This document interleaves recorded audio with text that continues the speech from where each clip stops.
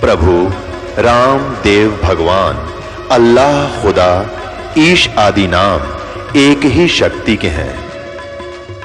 वो कैसा है, कहां है, कैसे मिलता है, किसने देखा है? ये प्रश्नवाचक चिन्ह पूर्ण रूप से हटाने के लिए अवश्य सुनिए जगत गुरु तत्वदर्शी संत रामपाल जी महाराज के अमृत वचन सर्व पवित्र धर्मों के पवित्र शास्त्रों के आधार पर।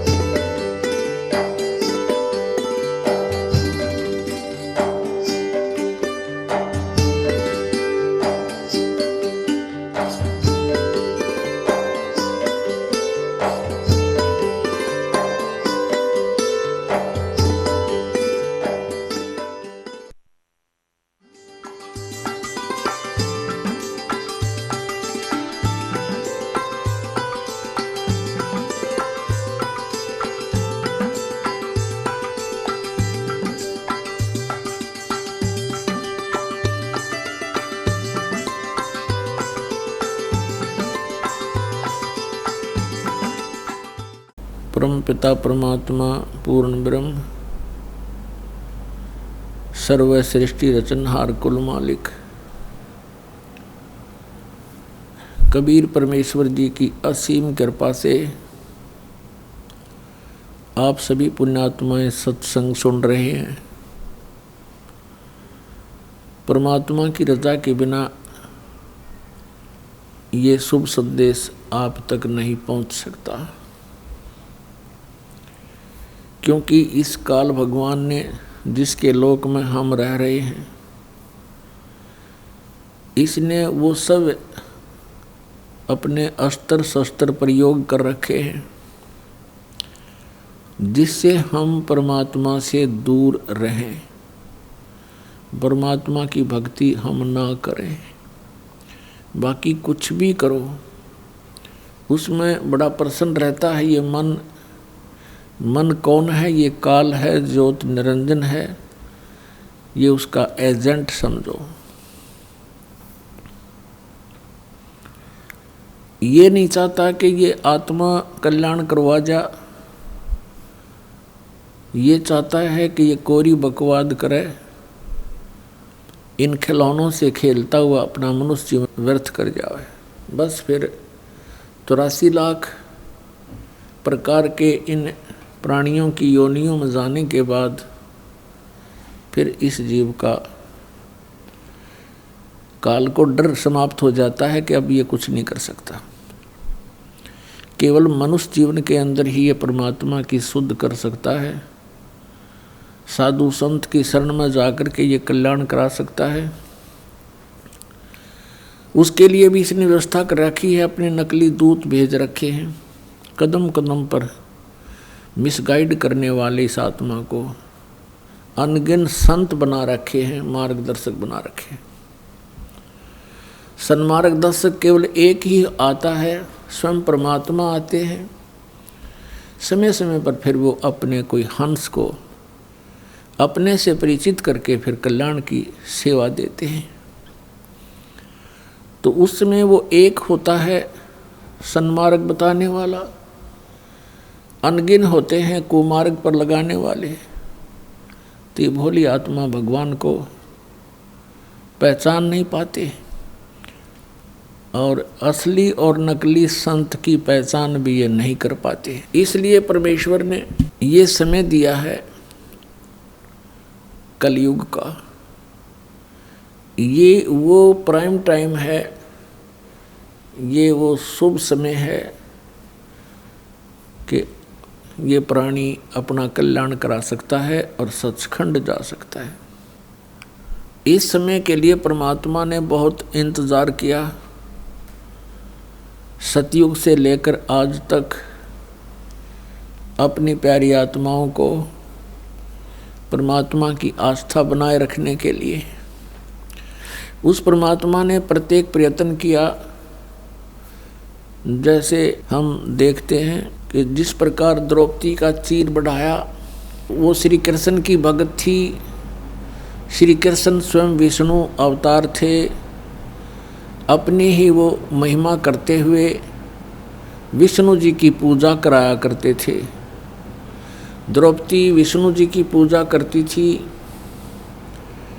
और जब उसके ऊपर आपत्ति आनी थी, उस परमात्मा ने, जो हमारा पिता है, उसको मालूम था कि इसके ऊपर एक घोर आपत्ति आएगी। उससे पहले स्वयं ही एक साधु रूप बना करके द्रौपदी को मिले, जब वो स्नान करने के लिए दरिया पर गई हुई थी, गंगा पर गई हुई थी, और वहाँ एक लीला की, एक सूरदास की, अंधे महात्मा की, और द्रौपदी ने अपनी साड़ी में से एक कपड़ा फाड़ के दरिया में डाला था, क्योंकि साधु की लंगोटी बह गई थी जल में, वो गहरे जल में खड़ा था शर्म का मारा। उस एक 9 इंच की साड़ी के टुकड़े के बदले में उस परमात्मा ने आशीर्वाद दे दिया, बेटी तने आज मेरी इज्जत रखी है, परमात्मा तेरी इज्जत रखे, तुझे घनाए कपड़ा देवे। जिस समय दुशासन ने द्रौपदी का चीर हरण करना चाहा, उस समय उस आत्मा ने पुकार की अपने इष्ट देव की और गुरु की। गुरु से पुकार की जाती है, श्री कृष्ण के नाम से पुकार की। उसके आत्मा की पुकार कहाँ जाती है? धर्मराज के दरबार में, जहाँ इसके संचित कर्म होते हैं। तो वहाँ जब जाते ही पुकार धर्मराज के दरबार में, वो फाइल खुल जाती है उस आत्मा की। फिर देखता है इसके कोई ऐसे पुण्य हैं जिसके कारण मैं इसकी मदद करा सकता हूँ। उसमें मिला कि इसने एक साधु को कपड़ा दिया था और इसके प्रतिफल में तो बहुत कुछ दिया जा सकता है। तो वहाँ धर्मराज के दरबार से, वहाँ से एक उसका रिफ्लेक्शन आया श्री कृष्ण जी के अंदर। श्री कृष्ण जी वहाँ रुक्मणी के साथ शतरंज खेल रहे थे अपने घर पे, और उन्होंने अनंत कहा, ऐसे हाथ ऊपर न करके। रुक्मणी ने कहा कि आप शतरंज के अंदर ये अनंत क्यों कह रहे हो? अपने आत्माओं करय करावे साइया, मन में लहर उठा, दादू सिर जीव के आप बगल हो जा। अब वो पुजारण थी विष्णु जी की, श्री कृष्ण उसके गुरुदेव थे, और लीला मालिक ने कैसी की। तो जो द्रौपदी का चीर बढ़ा, उसके निमित्त परमात्मा पूर्ण ब्रह्म थे। श्री कृष्ण जी तो केवल वर्क डन दे सकते हैं, और वो वर्क करा दिया परमात्मा ने, पहले उसने शुभ काम करा दिया। तो कहने का भाव ये है कि भक्ति को जीवित रखने के लिए इस कलयुग तक परमात्मा ने ये नहीं देखा कि विष्णु का पुजारी है तो कोई बात नहीं, इसकी आस्था बनी रहे। आस्था बनी रहेगी, भगवान की चर्चा चलती रहेगी, तो फिर उस कलयुग तक ये भक्ति जीवित रह जाएगी। तो पुण्यात्मा, अब वो समय आ गया है कि पूरा विश्व पार हो सकता है। मनुष्य शरीर हो और ये सतनाम और सारनाम प्राणी को प्राप्त हो, मर्यादा में रहता हुआ, आजीवन भक्ति करता हुआ सहज में परमात्मा प्राप्ति कर सकता है और अमर हो सकता है। पुण्यात्माओं, सबसे पहले हमने परमात्मा को पहचानना है। आजा बंदे शरण राम की, फिर पाछे पछतावेगा। बालू की भींत पवन का खंबा, कब लग खैर मनावेगा। काल बली तेरे सिर पर बैठा, भुजा पकड़ ले जावेगा। मात पिता तेरा कुटुंब कबीला सारा ही खड़ा लिखावेगा। फिर कहते हैं धर्मराज तेरा लेखा लेगा, वहाँ क्या बात बनावेगा। लाल खम्भ से बांधा जा बिन सतगुरु कौन छुटावेगा। दिया लिया तेरे संग चलेगा, धरा ढक्या रह जावेगा। कहे कबीर सुनो भी साधो, अपनी करनी के फल पावेगा। तो पुण्यात्माओं, हमने करनी ऐसी करनी पड़ेगी जिसका किया हुआ हम शुभ फल प्राप्त कर सके। तो इसमें कहा कि आजा बंदे शरण राम की, फिर पीछे पछतावेगा। अब कौन से राम की शरण हमने ग्रहण करनी है, ये डिसीजन लेना है। आज सुबह के सत्संग में भी आपको जिक्र किया था, यदि हम ब्रह्मा विष्णु महेश की पूजा करते हैं तो ये तीनों नाशवान हैं, इनकी भी जन्म मृत्यु होती है। इसके लिए आपको फिर से एक थोड़ा सा हिंट देते हैं। पुण्यात्मा, ये सच्चाई इतनी गहरी चली गई, दूर चली गई हमसे, हमने झूठ को सच मान लिया। अब वो सच हमारे हृदय में बहुत देर से समाती है, ठहरती है, लेकिन परमात्मा ने ऐसा ज्ञान दे दिया है, इसमें सच्चाई अवश्य स्वीकार्य होगी। इस ज्ञान के आधार से हम परमात्मा को पहचान कर और मोक्ष प्राप्ति करेंगे।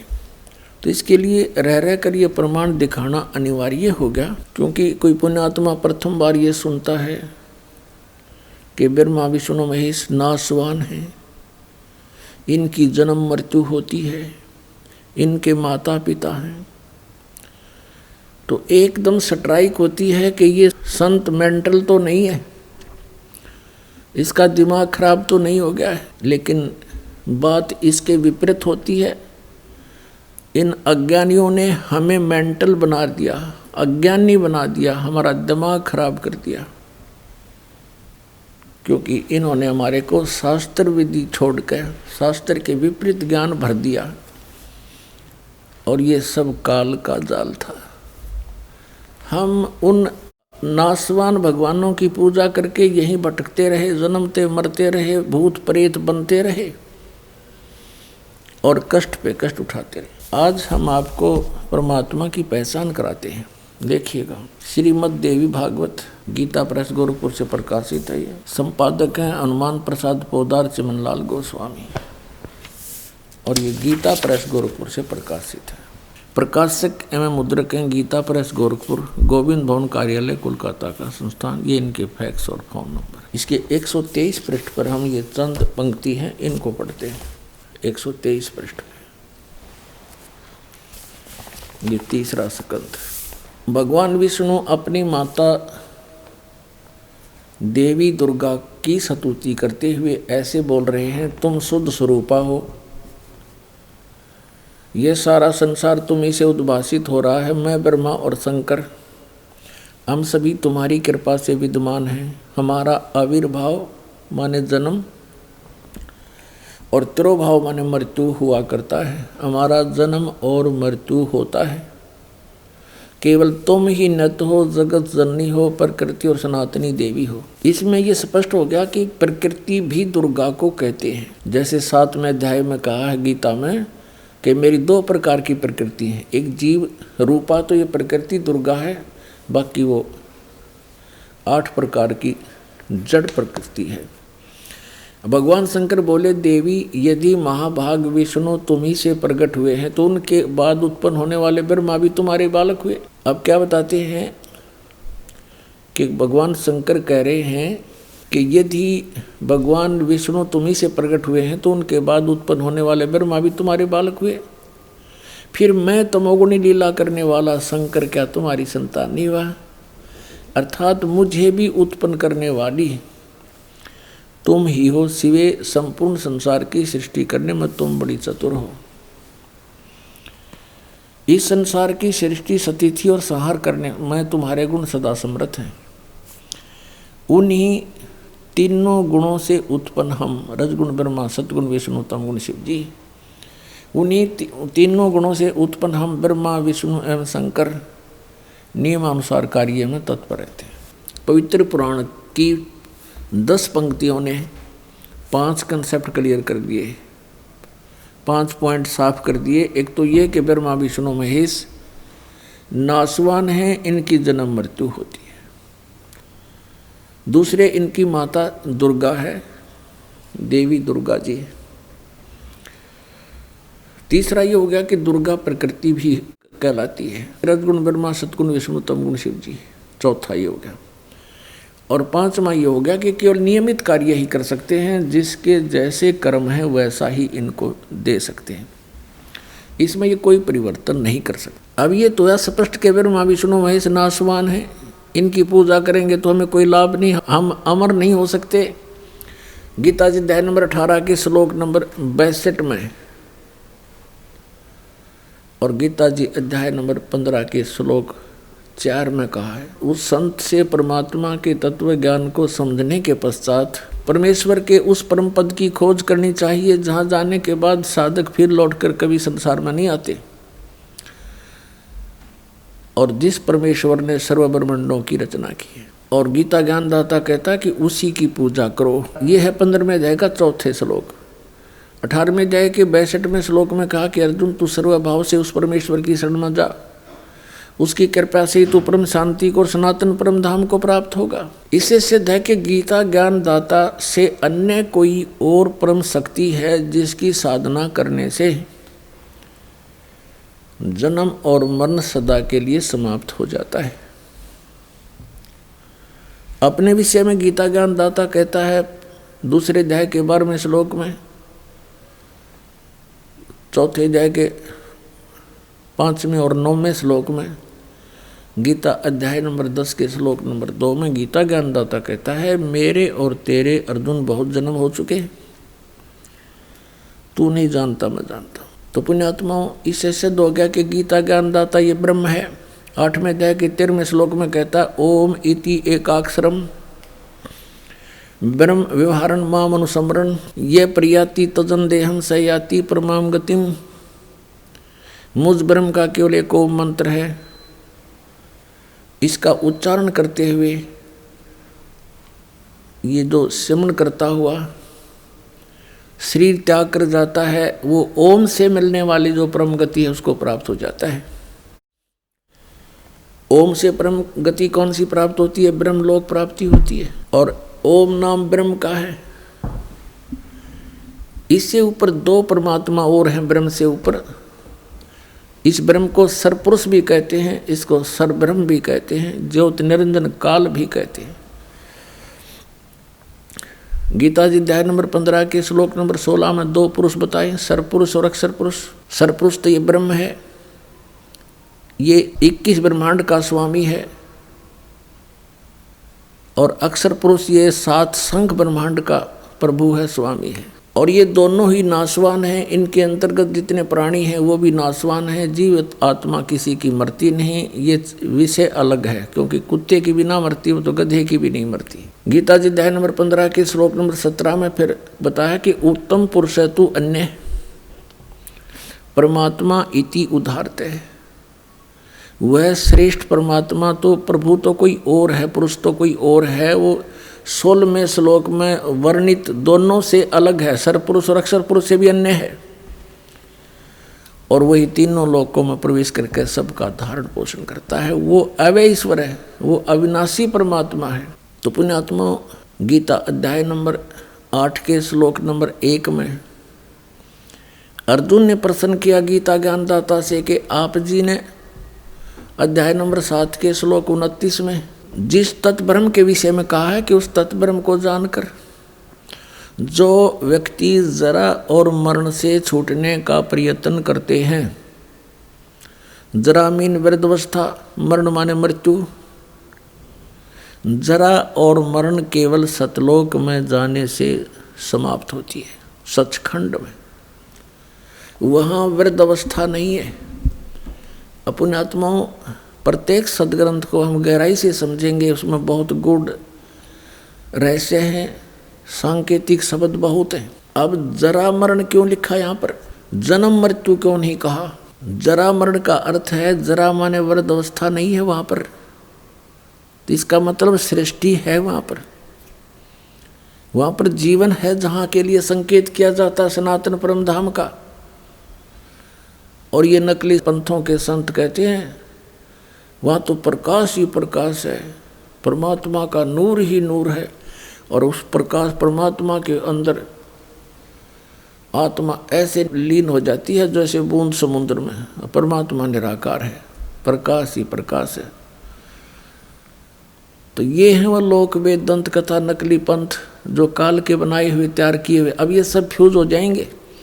बुद्धिमान समाज है, आज जरा सा ध्यान इधर देंगे तो बहुत आसानी से समझ जाएंगे, सेकंडों में समझेंगे। इस तरह का ज्ञान दास ने परमात्मा कबीर जी की कृपा से आपके समक्ष कर दिया है। तो उसमें कहा कि जरा और मरण से छूटने का जो प्रयत्न करते हैं वो तत्ब्रह्म विदु, तत्ब्रह्म से, उस तत्ब्रह्म को जानते, तत्ब्रह्म को से परिचित हैं, सारे आध्यात्मिक ज्ञान से परिचित हैं और सब कर्मों से परिचित हैं।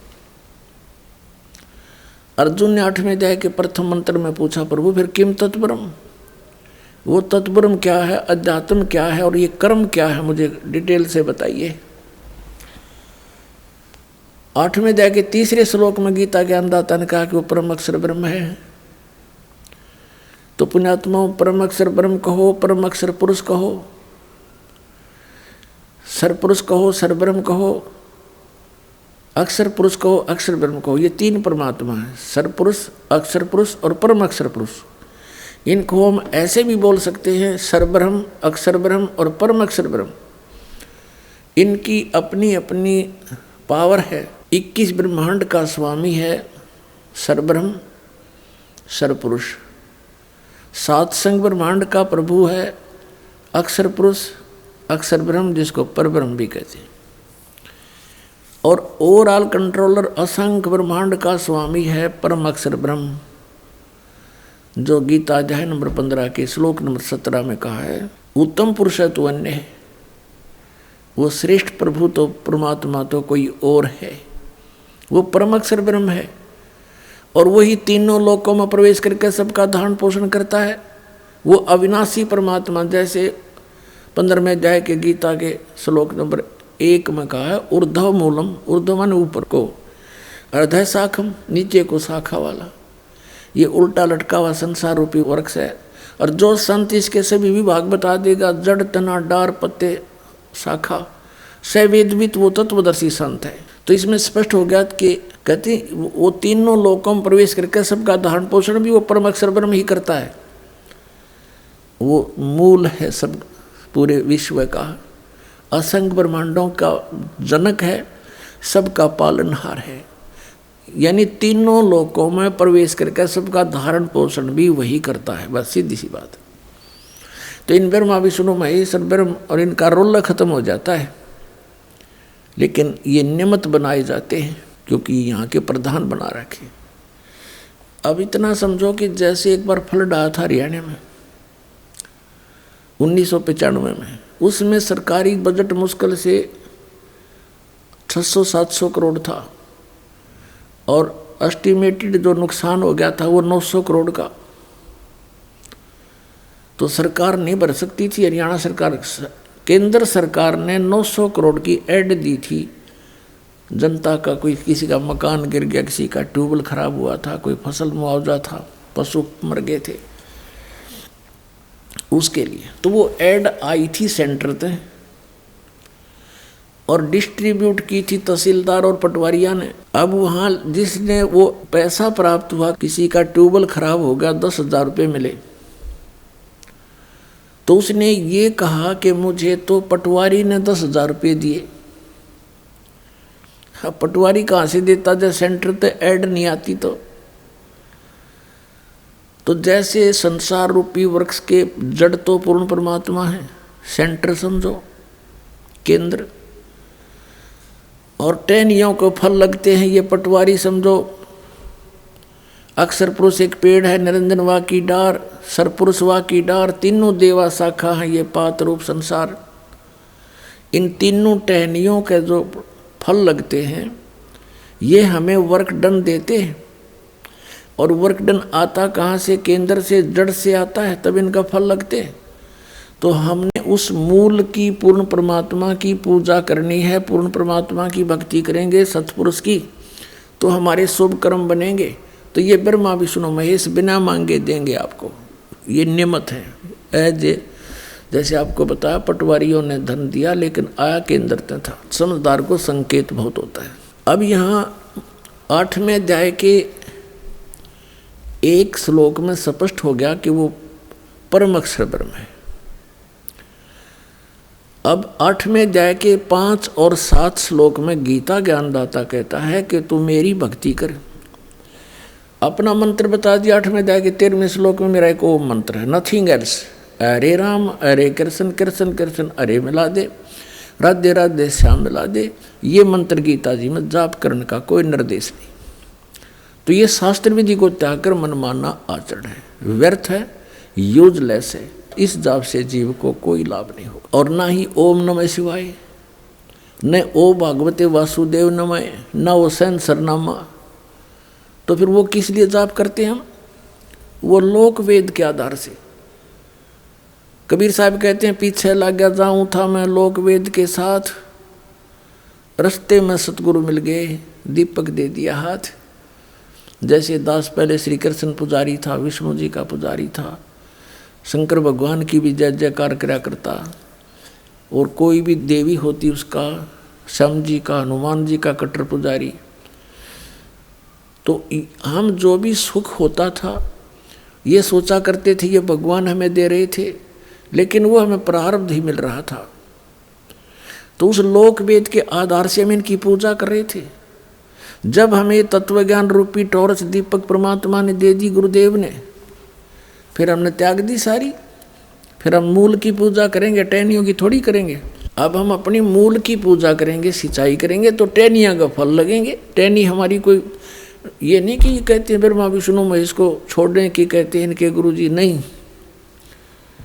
संसार रूपी वृक्ष की ये टहनी है, शाखा है, शाखा तोड़ी नहीं जाती, फल शाखाओं का लगेंगे, लेकिन पूजा मूल की करनी पड़ेगी। तो परमात्मा क्या कहा करते, थोड़ा सा हिंट देते हैं। अब जैसे हम कोई आम का पौधा लगाना चाहते, बीजना चाहते, तो उसको नर्सरी से पौधा लाएंगे, गमले में या मिट्टी में गड्ढा खोदकर हम लगाएंगे। देखिएगा, ये हम आम का पौधा बीजने जा रहे हैं, तो ये है प्रॉपर वे ऑफ प्लांटिंग। पौधे के लगाने का, आरोपण करने का ये सही तरीका है। गमले में नीचे गड्ढे में जड़ गाड़ दी, गड्ढा खोदा, जड़ लगा दी, जड़ की तरफ से, मूल की तरफ से पौधे को मिट्टी में दबाया, इसकी पूजा शुरू करी, सिंचाई शुरू करी, तो ये सब टहनियाँ बढ़ गई, ये सब पेड़ बड़ा होगा, और फिर टहनियों का फल लगेंगे। टहनी कौन सी है? रजगुण ब्रह्मा, सतगुण विष्णु, तपगुण शिव जी, ये तीनों शाखाएं हैं। अब इन शाखाओं के फल लगेंगे, लेकिन पूजा करनी पड़ेगी मूल की। तो ये हमारा अभिन्न अंग है टहनी। ब्रह्मा विष्णु महेश जी हमारे अभिन्न अंग हैं, इनको हम छोड़ नहीं सकते, हम इनको तोड़ नहीं सकते। मूर्ख तोड़ेगा। सिंचाई यहाँ से करेंगे, ये फल देंगे, बिना मांगे देंगे, क्योंकि अल्लद पद हो जाएंगे। ये है शास्त्र अनुकूल साधना, यानी एक परमात्मा की पूजा करनी चाहिए, अन्य की नहीं। और हम लोक वेद के आधार से कैसे कर रहे थे देखिएगा, हम देख बालका की तरह कर रहे थे। आसी नहीं आओ जन्यों को पौधा ला रहा होता है, और किसी को यूँ कहे बेटा तू गलत लगा रखा है पौधा, ऐसा नहीं लगाना, इसको ऐसे लगाओ, वो नाराज हो है कि तू हमारी विधि को गलत बताता है, तू तो हमारा शत्रु है। नहीं, मित्र है। ये देखो, ये कोई तरीका है? तो हम ऐसे किए बैठे हैं सारे। परमात्मा कहते हैं कि एक साध्य सब सद, और सब साध्य सब जावे। ये सब साधन ते नष्ट हो गया व्यक्ति, ये पौधा कैसे हरा भरा होगा, सूख जाएगा। एक साध्य सब सद है, सब साध्य सब जावे। माली सींचे मूल को,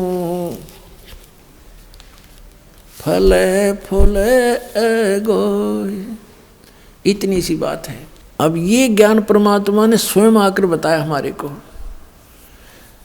पीछे लग गया जाऊं था मैं लोक वेद के साथ, रस्ते में सतगुरु मिले, दीपक दे दिया हाथ।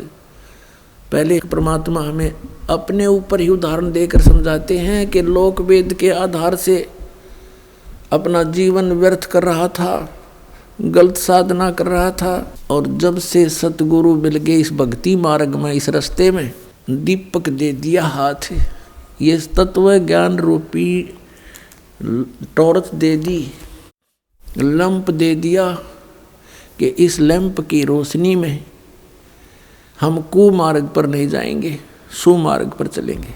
अब गीता जी अध्याय नंबर 15 के श्लोक नंबर 17 में स्पष्ट हो गया कि परम अक्षर ब्रह्म है। गीता जी अध्याय नंबर 15 के 4 में भी स्पष्ट कर दिया है कि उसी की पूजा करो, अन्य की नहीं।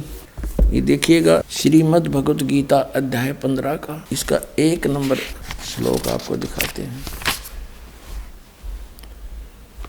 पंचदशो अध्याय 15वां अध्याय।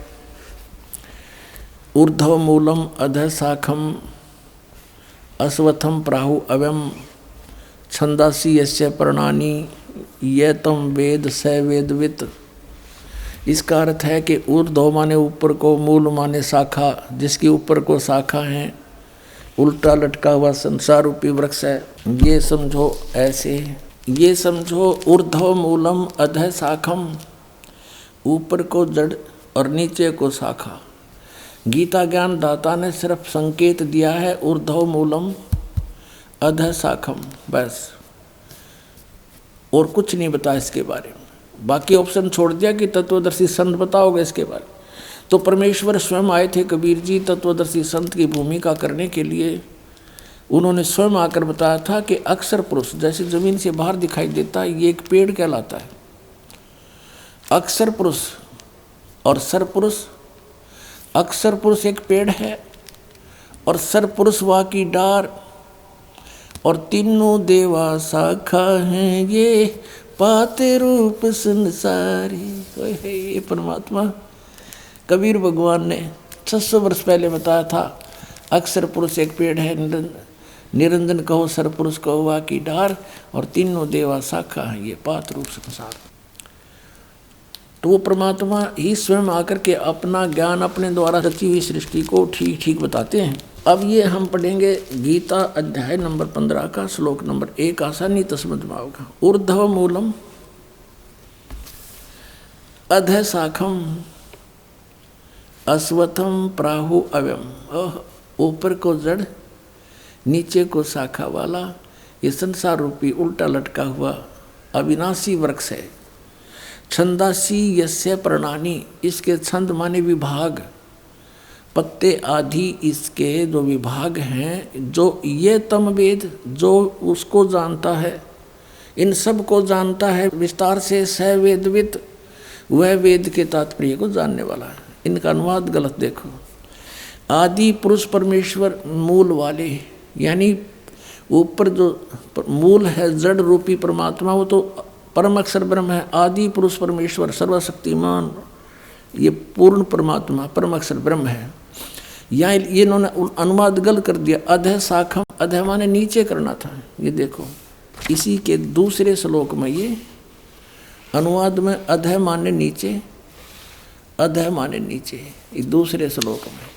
तो यहाँ अधः माने नीचे आना चाहिए था। अधः शाखम, नीचे को शाखा, ऊपर को मूल वाला, नीचे को शाखा वाला। संसार रूपी वृक्ष के अविनाशी कहते हैं, वेद जिसके पत्ते कहे गए हैं। उस संसार वृक्ष को जो पुरुष मूल सहित तत्व से जानता है, यानी जड़ते लेकर पत्तों तक जो बता देता है, स वेदवित, वह वेद के तात्पर्य को जानने वाला, अर्थात वो तत्वदर्शी संत है। अब यहाँ क्या कहा है, अब हम चौथे में आ जाते हैं कि तत्वदर्शी संत की प्राप्ति के उपरांत गीता अध्याय नंबर 15 का ये श्लोक नंबर 4 है। ये श्लोक नंबर 4 है यहाँ पर। उसके पश्चात उस परम पद रूप परमेश्वर को भली भांति खोजना चाहिए, जिसमें गए हुए पुरुष फिर लौटकर कभी संसार में नहीं आते, और जिससे यानी जिस परमेश्वर से पुरातन संसार वृक्ष की प्रवृत्ति विस्तार को प्राप्त हुई है, जिस परमेश्वर ने संसार रूपी वृक्ष को बनाया है, रचा है, उसी आदि पुरुष नारायण की मैं शरण हूँ। इस प्रकार दृढ़ निश्चय करके उसी परमेश्वर का मनन और निधि ध्यान करना चाहिए। गीता ज्ञानदाता स्पष्ट कर रहा है कि केवल उसी नारायण की पूजा करनी चाहिए, परम अक्षर ब्रह्म की, अपने आत्मा। अब यहाँ सरपुरुष ये नाशवान, अक्षर पुरुष भी नाशवान। 15वें अध्याय के 16 और 17 में क्या लिखा है, फिर पढ़ लो गीता जी। अब हम यहाँ पढ़ रहे थे अध्याय नंबर 15 का, ये 15 है, इसका श्लोक नंबर ये 16 है। यहाँ से इसमें लिख रहा क्या कि दिवौ इमौ पुरुषौ लोके सर्च अक्षर एव च सर्वाणी भूतानि कुटुस्थ अक्षर उच्यते। अब यहाँ दिवौ माने दो, इमौ माने इस, लोके माने लोक में, पुरुषों माने परमात्मा हैं। कौन कौन से हैं? सरपुरुष और अक्षर पुरुष। इस पुरुषों को हम यहाँ भी लगा सकते हैं, सरपुरुष और अक्षर पुरुष। अब इसका यहाँ से अनुवाद पढ़ो इनका। इस संसार में नाशवान और अविनाशी भी ये दो प्रकार के पुरुष हैं। इन्होंने यहाँ पुरुष छोड़ दिया। दो प्रकार के प्रभु हैं, स्वामी हैं। संपूर्ण प्राणियों के शरीर नाशवान और जीवात्मा भी अविनाशी कहा जाता है। अब यहाँ इसका अर्थ तो ये है कि ये सरपुरुष और अक्षर पुरुष ये सभी नाशवान हैं। इनके अंतर्गत जितने प्राणी हैं उनके शरीर भी नाशवान हैं, लेकिन जीवात्मा किसी की नहीं मरती। अब यहाँ से स्पष्ट 17वें में कहा कि उत्तम पुरुष है तू अन्य। वास्तव में श्रेष्ठ परमात्मा तो इन दोनों से कोई और है, सरपुरुष और अक्षर पुरुष से। उत्तम पुरुष है तू अन्य परमात्मा इति उदारते, जिसको भगवान कहा जाता है, श्रेष्ठ आत्मा कहा जाता है। यह लोक तरम आवि से भी भरती, वो अवय ईश्वर है, वो वास्तव में अविनाशी परमेश्वर है, अवय अविनाशी। तो इससे सिद्ध हो गया कि ये तो नाशवान है दोनों ही, भले इसका नाम अक्षर पुरुष लिख दिया। तो अब इसमें थोड़ा सा विचलित हो जाते हैं भक्त, कोई कर सकता है आपको मिसगाइड। कि 15वें अध्याय के 18वें श्लोक में गीता जी में गीता ज्ञानदाता कहता है, क्योंकि मैं नाशवान जड़वर्ग क्षेत्र से तो सर्वथा अतीत हूँ और अविनाशी जीव आत्मा से भी मैं उत्तम हूँ, इसलिए लोक और वेद में पुरुषोत्तम नाम से प्रसिद्ध हूँ। जबकि इसकी मूल संस्कृत देखो कि यस्मात् श्रम अतीत अहम अक्षरात् अपि च उत्तमम अतः अस्मि लोके वेदे। लोक वेद दंत कथा के आधार से मैं पुरुष प्रथित माने प्रसिद्ध हूँ, पुरुषोत्तम प्रसिद्ध हूँ। आई एम नॉट पुरुषोत्तम। मैं किस प्रकार से पुरुषोत्तम प्रसिद्ध हो गया? लोक वेद के आधार से। लोक वेद माने दंत कथा के मेरे अंतर्गत जितने भी प्राणी हैं, वो चाहे जीवात्मा है, चाहे नाशवान शरीर है इनका, चाहे अविनाशी इनकी आत्मा है, इनसे मैं तगड़ा हूँ, इनसे श्रेष्ठ हूँ, उत्तम हूँ। और इसलिए लोक वेद के आधार से, दंत कथा के आधार से मैं पुरुषोत्तम प्रसिद्ध हो रहा हूँ। आई एम नॉट पुरुषोत्तम। पुरुषोत्तम तय कोई और है। वो 15वें अध्याय के 17वें श्लोक में स्पष्ट कर दिया। अब हमने उस पुरुषोत्तम की शरण में जाना है, और उस पुरुषोत्तम के पाने का कौन सा मंत्र है? गीता जी अध्याय नंबर 17 के श्लोक नंबर 23 में कहा कि ओम तत्सत इति निर्देश ब्रह्मण त्रिविध समर्थ। ब्रह्मण माने सच्चिदानंद घन ब्रह्म, यानी परम अक्षर ब्रह्म, उत्तम पुरुषोत्तम। इसके पाने का, सनातन परम धाम में जाने का, सचखंड में निवास स्थान पाने का और जन्म मरण से मोक्ष पाने का कौन सा मंत्र है? 17वें अध्याय के 23वें श्लोक में कहा कि ओम तत्सत इति निर्देश है ब्रह्मण त्रिविध समर्थ है। उस सच्चिदानंद ब्रह्मण माने सच्चिदानंद घन ब्रह्म का, परम अक्षर ब्रह्म का पाने का, आदि पुरुष परमेश्वर के पाने का, ये 3 मंत्र के जाप का निर्देश है, नथिंग एल्स। इसके अतिरिक्त कोई भी हरे राम हरे कृष्ण सीताराम राधे श्याम अन्य कोई भी जाप हम करते हैं वो मोक्ष प्राप्ति का नहीं है। तो उसके लिए हमने कौन से मंत्र हैं? ये ओम तत्सत। ओम तो सरपुरुष का, और तत् ये अक्षर पुरुष का तत् सांकेतिक है, ओम सीधा है, और सत भी सांकेतिक है। ये सत भी सांकेतिक है, ये परम अक्षर ब्रह्म का। ये तत् और सत ये सांकेतिक है, ये पूर्ण परमात्मा कबीर देव ने परम अक्षर ब्रह्म ने स्वयं आकर के बताया है। सो हम शब्द हम जग में लाए, सार शब्द हम गुप्त छुपाए। ओए होए, कहते हैं सोहम शब्द आपके किसी सदग्रंथ में नहीं है। आपके जो 52 अक्षर के लेख तुम लिखते हो उनमें ये मंत्र नहीं है, सोहम मंत्र नहीं है। और ये सोहम शब्द हम जग में लाए, सार शब्द हम गुप्त छुपाए। नामा छिपा ओम तारी पीछे सोहम भेद बिचारी, सार शब्द पाया जद लोई, आवागमन बौड़ ना होई। पुण्यात्मा, हमने परमात्मा को पहचानने के लिए अपने सदग्रंथों का सहयोग ही लेना पड़ेगा। किसी की दंत कथा पर विश्वास नहीं करना। परमात्मा के क्या गुण हैं, वो क्या लीला करता है, ये हमारे पवित्र सदग्रंथ पवित्र वेद बताते हैं। कबीर परमेश्वर ने कहा है कि वेद मेरा भेद है, मैं ना वेदन के माही, और जौन वेद से मैं मिलूँ वो वेद जानते नहीं। वेदों में भेद है परमात्मा का कि वो कबीर परमात्मा है और वो सतलोक में रहता है, ऊपर तीसरे मुक्ति धाम में, सचखंड में। वहाँ से गति करके आता है, साधु रूप बनाता है, कवियों की तरह आचरण करता है, और यहाँ अच्छी आत्माओं को आकर मिलता है। आपको थोड़ा सा हिंट देते हैं, फिर उन आत्माओं के बारे में जानकारी देंगे जिनको भगवान मिले थे। ऋग्वेद मंडल नंबर 9 देखिएगा, और सूक्त नंबर आपको दिखाते हैं। ये है ऋग्वेद। ये कहाँ से प्रकाशित है? प्रकाशक सार्वदेशिक आर्य प्रतिनिधि सभा, महर्षि सिद्धांत भवन, रामलीला मैदान, नई दिल्ली। इनके फ़ोन और फैक्स नंबर हैं। मुद्रक हैं Prince offset printers, 1510 Pataudi house, Daryaganj, नई दिल्ली से। और देखिएगा ऋग्वेद मंडल नंबर 9 और सूक्त नंबर 86 और मंत्र नंबर 26 में इसमें क्या कहा है कि यज्ञ करने वाले यजमानों के लिए परमात्मा, यज्ञ माने धार्मिक अनुष्ठान करने वाले यजमानों माने भक्तों के लिए परमात्मा सब रास्तों को सुगम करता हुआ, उनके विघ्नों को, उनके संकटों को मर्दन करता है, नाश करता है, उनको पवित्र करता हुआ, और अपने रूप को सरल करता हुआ वह कांति में परमात्मा।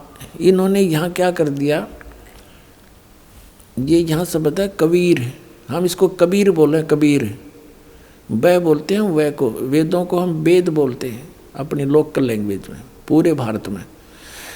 अब यहाँ इन्होंने कवि यू ऐसे अवसर लगा के इसका अर्थ कर दिया सर्वज्ञ, या तो इसका कवि लिखते, कवि काव्यकार, लेकिन काव्यकार का यहाँ प्रसंग नहीं, तो इसका अर्थ सर्वज्ञ नहीं कर सकते।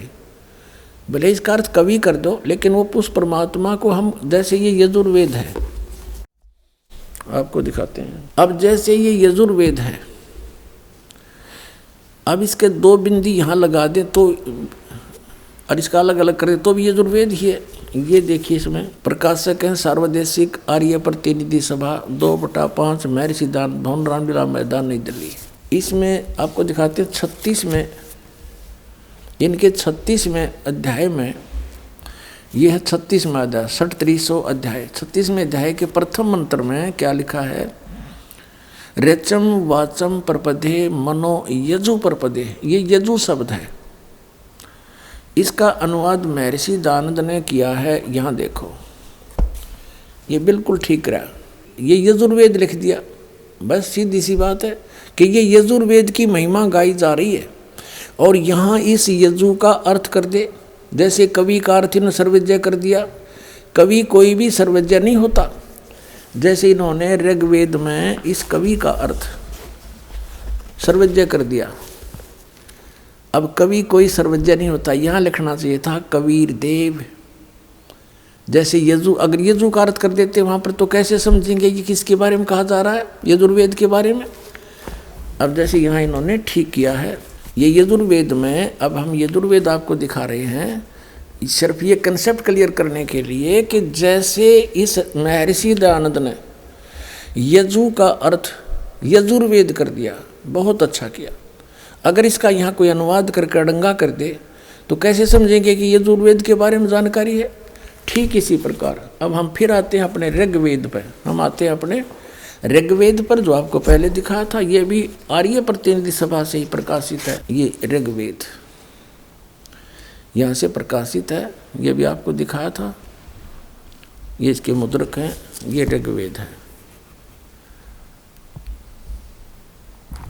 अब हम इसके वो पढ़ रहे हैं ऋग्वेद मंडल नंबर 9 सूक्त 86 मंत्र 26 पढ़ रहे हैं। 26 इसमें आप पढ़ लिया कि यज्ञ करने वाले यजमानों के लिए, यानी साधना करने वाले, धार्मिक अनुष्ठान करने वाले भक्तों के लिए परमात्मा सब रास्तों को सुगम करता हुआ और उनके विघ्नों को मर्दन करता है, नाश करता है, और अपने रूप को सरल करता हुआ, क्योंकि सतलोक में परमात्मा साकार है, सह शरीर है, सतलोक में रहता है। वहाँ उसके एक रोमकूप में करोड़ सूर्य करोड़ चंद्रमा मिला दी, इतनी शोभा है। तो एज इट इज भगवान यहाँ आ जाता हम देख नहीं सकते, इसलिए अपने रूप को सरल करता हुआ हल्का तेज पुंज का बनाकर वह कांति में परमात्मा सर्वज्ञ नहीं लिखना था, वो कबीर देव लिख दो यहाँ पर। कबीर देव, हम कबीर देव कहने लगे, कबीर देव, देव न साहब कह लो, भगवान कहो, हम उसको कबीर साहब कहते हैं। कबीर साहब, यहाँ कबीर देव लिख दे। विद्युत के समान क्रीड़ा करता हुआ वर्णीय पुरुष अच्छी आत्मा को प्राप्त होता है।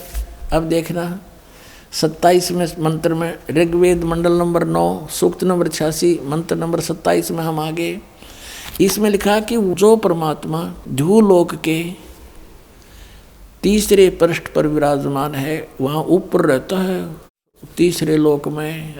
अब ये कंसेप्ट क्लियर हो जाएगा कि वो परमात्मा कौन है, कबीर देव है, वो क्या करता है, अच्छी आत्माओं को मिलता है आकर के। देखो फिर आगे देखते हैं ऋग्वेद मंडल नंबर 9 सूक्त 82 का, और मंत्र नंबर हम नीचे लेते हैं 1। इसमें क्या किया है कि सर्व उत्पादक प्रभु, सबकी रचना करने वाला, सबको उत्पन्न करने वाला परमात्मा, प्रकाश रूप, सद्गुणों की वृष्टि करने वाला, पापों को हरण करने वाला, वह राजा के समान, राजा के, देखो ये 269 पे पढ़ा हमने ना, कोई नकली नो कह देगा और पृष्ठ दिखा दिया होगा। ये 270 पे आ गए। राजा पीछे लिखा था, राजा के समान दर्शनीय है, देखने जोगा है, साकार है भगवान, वहाँ विराजमान है ऊपर के लोक में। वह पृथ्वी आदि लोक लोकांतरों के चारों ओर शब्दमान हो रहा है। इसका अर्थ ये है कि वो पृथ्वी पर आकर ऊंचे स्वर में आवाज़ लगाकर ज्ञान देता है। फिर भी वह वर्णीय पुरुष को, श्रेष्ठ व्यक्ति को, श्रेष्ठ आत्मा को, जो दृढ़ भक्त है, उसको पवित्र करता हुआ प्राप्त होता है। उसको मिलता है, कैसे मिलता है कि जिस प्रकार विद्युत आकाशीय बिजली सने वाले स्थानों को आधार बनाकर प्राप्त होती है, उसी प्रकार परमात्मा प्राप्त होता है। अब देखो उद्देश्य क्या लेकर आता है, यहाँ देखो फिर ऋग्वेद मंडल नंबर 9 सूक्त 82 का मंत्र नंबर हम 2 पढ़ रहे हैं। पहला पढ़ लिया, हे परमात्मन, उपदेश करने की इच्छा से आप, ज्ञान देने की इच्छा से आप महापुरुषों को प्राप्त होते हो, महापुरुषों को प्राप्त होते हो, अच्छी आत्मा को प्राप्त होते हो, और आप अत्यंत गतिशील पदार्थ के समान हमारे आध्यात्मिक यज्ञ को प्राप्त होते हैं। आप, या फिर लिख दिया सर्वज्ञ, यहाँ लिखना था आप कबीर देव हैं, आप कबीर साहब हैं और शुद्ध स्वरूप हैं। हमारे पापों को दूर करके हे अमर परमात्मा, हे सोम, हमको सुख दें। अब ये सिद्ध हो गया कि वो परमात्मा सतलोक से चलकर आता है और यहाँ ज्ञान देने के उद्देश्य से वो अच्छी आत्माओं को मिलता जो दृढ़ भक्त हैं, अत्यंत गतिशील पदार्थ के समान एकदम नीचे आते हैं। अब वो श्रेष्ठ आत्माओं को कैसे मिलते हैं? जैसे विद्युत आकाशीय बिजली किसी धातु विशेष पर आकर गिरती है, जैसे पहले कांसी धातु होती थी, कांसी, और उसकी थाली बेले होते थे। वर्षा के दिनों में जब बिजली कड़कती थी, हमारी दादी जी कहा करती थी कि इन थाली और बेलों को अंदर रख लो, बिजली कांसी की धातु पर अमूमन गिरती है। तो पुण्यात्माओं वो परमात्मा उन्हीं महापुरुषों को मिलते हैं जो उनके कार्य को आगे सफल बनाने में सहयोग दें,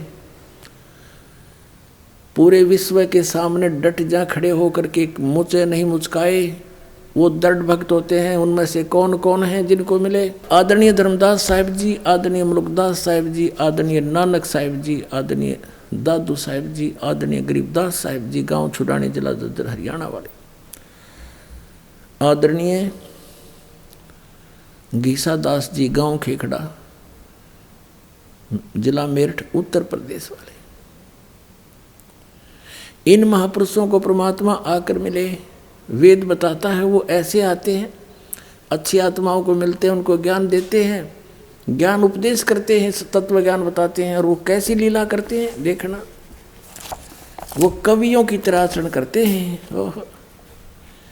9वें अध्याय का ऋग्वेद मंडल नंबर 9 और सूक्त 94 का मंत्र 1 दिखाते हैं आपको, ये देखिएगा।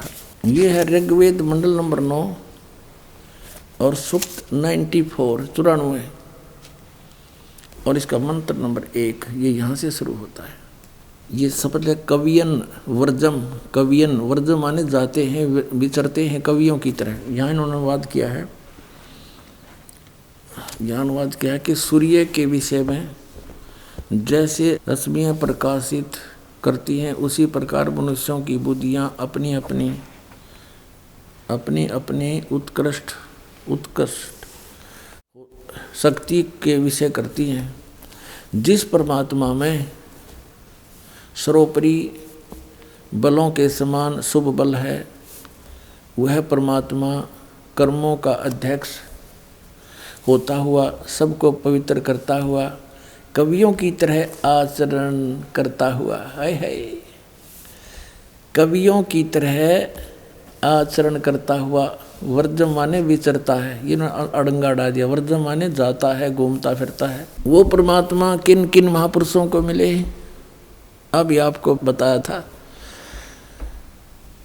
आदरणीय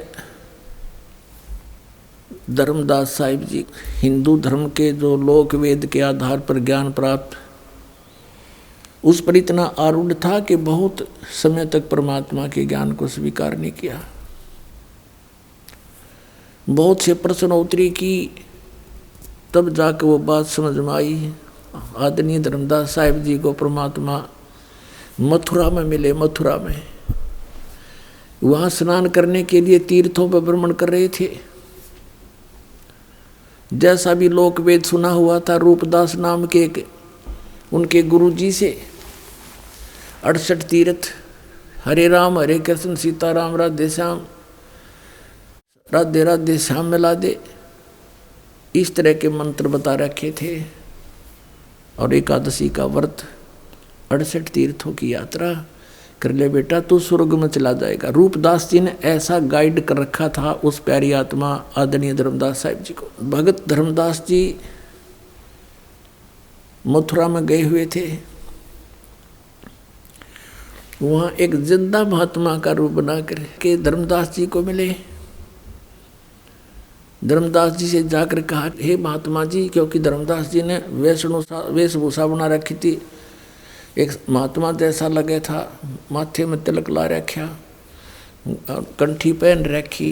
जाकर परमात्मा ने कहा, हे महात्मा जी, मैं भटक रहा हूँ भगवान के लिए, मुझे कहीं रास्ता नहीं मिला। बहुत से गुरु बनाए हैं, बहुत से संतों से मिला हूँ, मेरी संतुष्टि नहीं हुई, लेकिन ऐसा लगता है जैसे आपसे मुझे कुछ राहत मिलेगी। आप ये क्या पढ़ रहे थे? क्योंकि उसमें धर्मदास जी गीता जी का नित्य पाठ किया करता था। धर्मदास जी ने कहा कि मैंने गीता का पाठ किया है, हमारी एक पवित्र शास्त्र है ये। और जिंदा महात्मा मुसलमानों के अंदर एक फकीर होते हैं जो ऊपर से एक टोपा पहनते हैं काला सा और एक ओवरकोट पहनते हैं काला ही, घुटनों से काफ़ी नीचे तक एक कच्छा पहनते हैं। तो ऐसी वेशभूषा वाले को जिंदा महात्मा कहते हैं। तो कहा, ये महात्मा जी मुझे ज्ञान बता दो, मैं तो भटक रहा हूँ। धर्मदास जी ने कहा था कि आप पहले गुरु बनाओ, गुरु के बिना मोक्ष नहीं होता। तो कबीर परमेश्वर जी ने कहा कि गुरु तो मैं बनाऊंगा, लेकिन मेरी शंका का समाधान हो, और आपको बना लूँगा गुरु में। पहले को तो पहले बना लेता हूँ, लेकिन शंका समाधान अवश्य चाहूँगा। धर्मदास साहिब जी ने कहा कि नहीं, गुरु जी तो मैं नहीं बन सकता, क्योंकि मुझे आदेश नहीं गुरु बनने का। आपको मैं अपने गुरु जी से नाम दिला दूँगा, बड़े पहुँचे हुए महात्मा हैं। तो परमात्मा ने उससे एक प्रश्न किया कि आप क्या नाम जाप करते हो। धर्मदास जी ने कहा कि हरे कृष्ण हरे राम, राम राम हरे हरे, कृष्ण कृष्ण हरे हरे, राधे श्याम राधे राधे श्याम मिला दे। ओम नमः शिवाय, ओम भगवते वासुदेव नमः। तो परमात्मा ने कहा कि आप गीता जी को पढ़ते हो। कहा जी, क्या गीता जी में ये मंत्र हैं? ना जी, ना जी। फिर आप इन जाप कहाँ से क्यों कर रहे हो? 16वें अध्याय के 23वें श्लोक में लिखा, शास्त्रीय विधि को त्याग कर जो मनमाना आचरण करते हैं उनको कोई लाभ नहीं होता, ना उनका मोक्ष होता, ना उनको परम गति प्राप्त होती, ना कोई सुख होता। फिर किस लिए कर रहे हो? अब धर्मदास को याद थे वो श्लोक, गीता साथ लिए हुए था। वो समझ गया बात तो सही है। आप तो अवहेलना कर रहे हो भगवान के आदेश का, आप तो दोषी हो रहे हो। आप किसकी पूजा करते हो? गीता किसने बोला है? कि श्री कृष्ण जी ने बोला। धर्मदास जी ने कहा कि श्री कृष्ण जी ने गीता का ज्ञान दिया। परमात्मा ने कहा चल हम यही बात छोड़ देते हैं, बड़ी बात नहीं करते आगे। श्री कृष्ण जी ने गीता का ज्ञान दिया, आप श्री कृष्ण की पूजा करते हो। क्या श्री कृष्ण नाशवान है या अविनाशी है? धर्मदास जी कहते अविनाशी हैं, ये तो सर्वशक्तिमान है, इनके कोई जन्म मृत्यु नहीं होती। ब्रह्मा विष्णु महेश ये अजर व अमर है। तो परमात्मा ने उनसे कहा कि गीता अध्याय नंबर 4 के श्लोक नंबर 5 और 9 में, अध्याय 2 के 12 में, अध्याय 10 के 2 मंत्र में ये गीता ज्ञान दाता कहता, अर्जुन तेरे मेरे बहुत जन्म हो चुके, तू नहीं जानता मैं जानता हूँ। फिर ये अविनाशी कैसे हुआ? 18वें अध्याय के 62वें श्लोक में किसी और परमात्मा की शरण में जाने को कहता है, उसकी शरण में परम शांति को, सनातन परम धाम को प्राप्त होगा। वो कौन है वो परमात्मा? वो तो आपके गीता ज्ञान दाता से अन्य है। अब धर्मदास जी नहीं मान्या, अंदर से जख्मी अवश्य हो गया, लेकिन माना नहीं, क्योंकि ये पुराना पेंट जल्दी सी ओरिजिनल पेंट को टिकने नहीं देता। लेकिन परमात्मा के पास भी रेगमार है, पूरा साफ करके चढ़ा होगा। अंतर्ध्यान हो गए, उनको मिले नहीं। एकदम सामने से अंतर्ध्यान होते ही तो अक्का बक्का रह गया। तो ये भगवान ही तो फरिश्ता था, ये तो कोई देवता था, कोई ज्ञानी पुरुष था, कोई सिद्ध पुरुष था। देखो कितना सच्चा ज्ञान बता रहा है उसने। फिर बाद में सारे श्लोक देखे अपनी गीता में, रोज सारी रात करवट लेता रहा, ये भगवान अब के दर्शन दे दो, अब के दर्शन दे दो। कहने का भाव ये है दास का कि 2-3 ट्रिप में जाकर सेट होया धर्मदास, और फिर ऐसा हो गया पूरा संसार एक तरफ और धर्मदास जी एक तरफ। तो वो दृढ़ भक्त थे।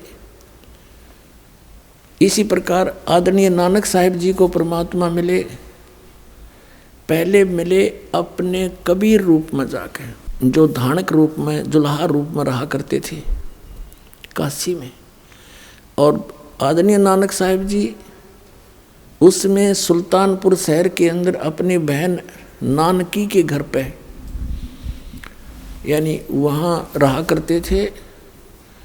और सुल्तानपुर के नवाब के यहाँ मोदी खाने में नौकरी करते थे, क्योंकि उनके बहनोई श्री जयराम भी वहीं पर एक ऊंच पद पर विराजमान थे, नवाब के पास ही। उन्हीं की शनाख्त पर उनको वहाँ नौकरी मिली थी। प्रतिदिन स्नान करने के लिए एक दो नौकर जाता था साथ में। श्री नानक साहब जी जाते थे। बेई नदी सुल्तानपुर के साथ से ही बह रही है, वहाँ स्नान करने जाते थे। एक दिन परमात्मा कबीर देव जी जिंदा महात्मा के रूप में मिले और प्रश्न उत्तरी की कि मैं एक भटका हुआ प्राणी हूँ, परमात्मा की खोज में घूम रहा हूँ, आपके बारे में मैंने बहुत कुछ सुना है, आप बड़े महात्मा हो, बड़े अच्छे भक्त हो, मैं आपसे कुछ ज्ञान प्राप्ति करना चाहता हूँ।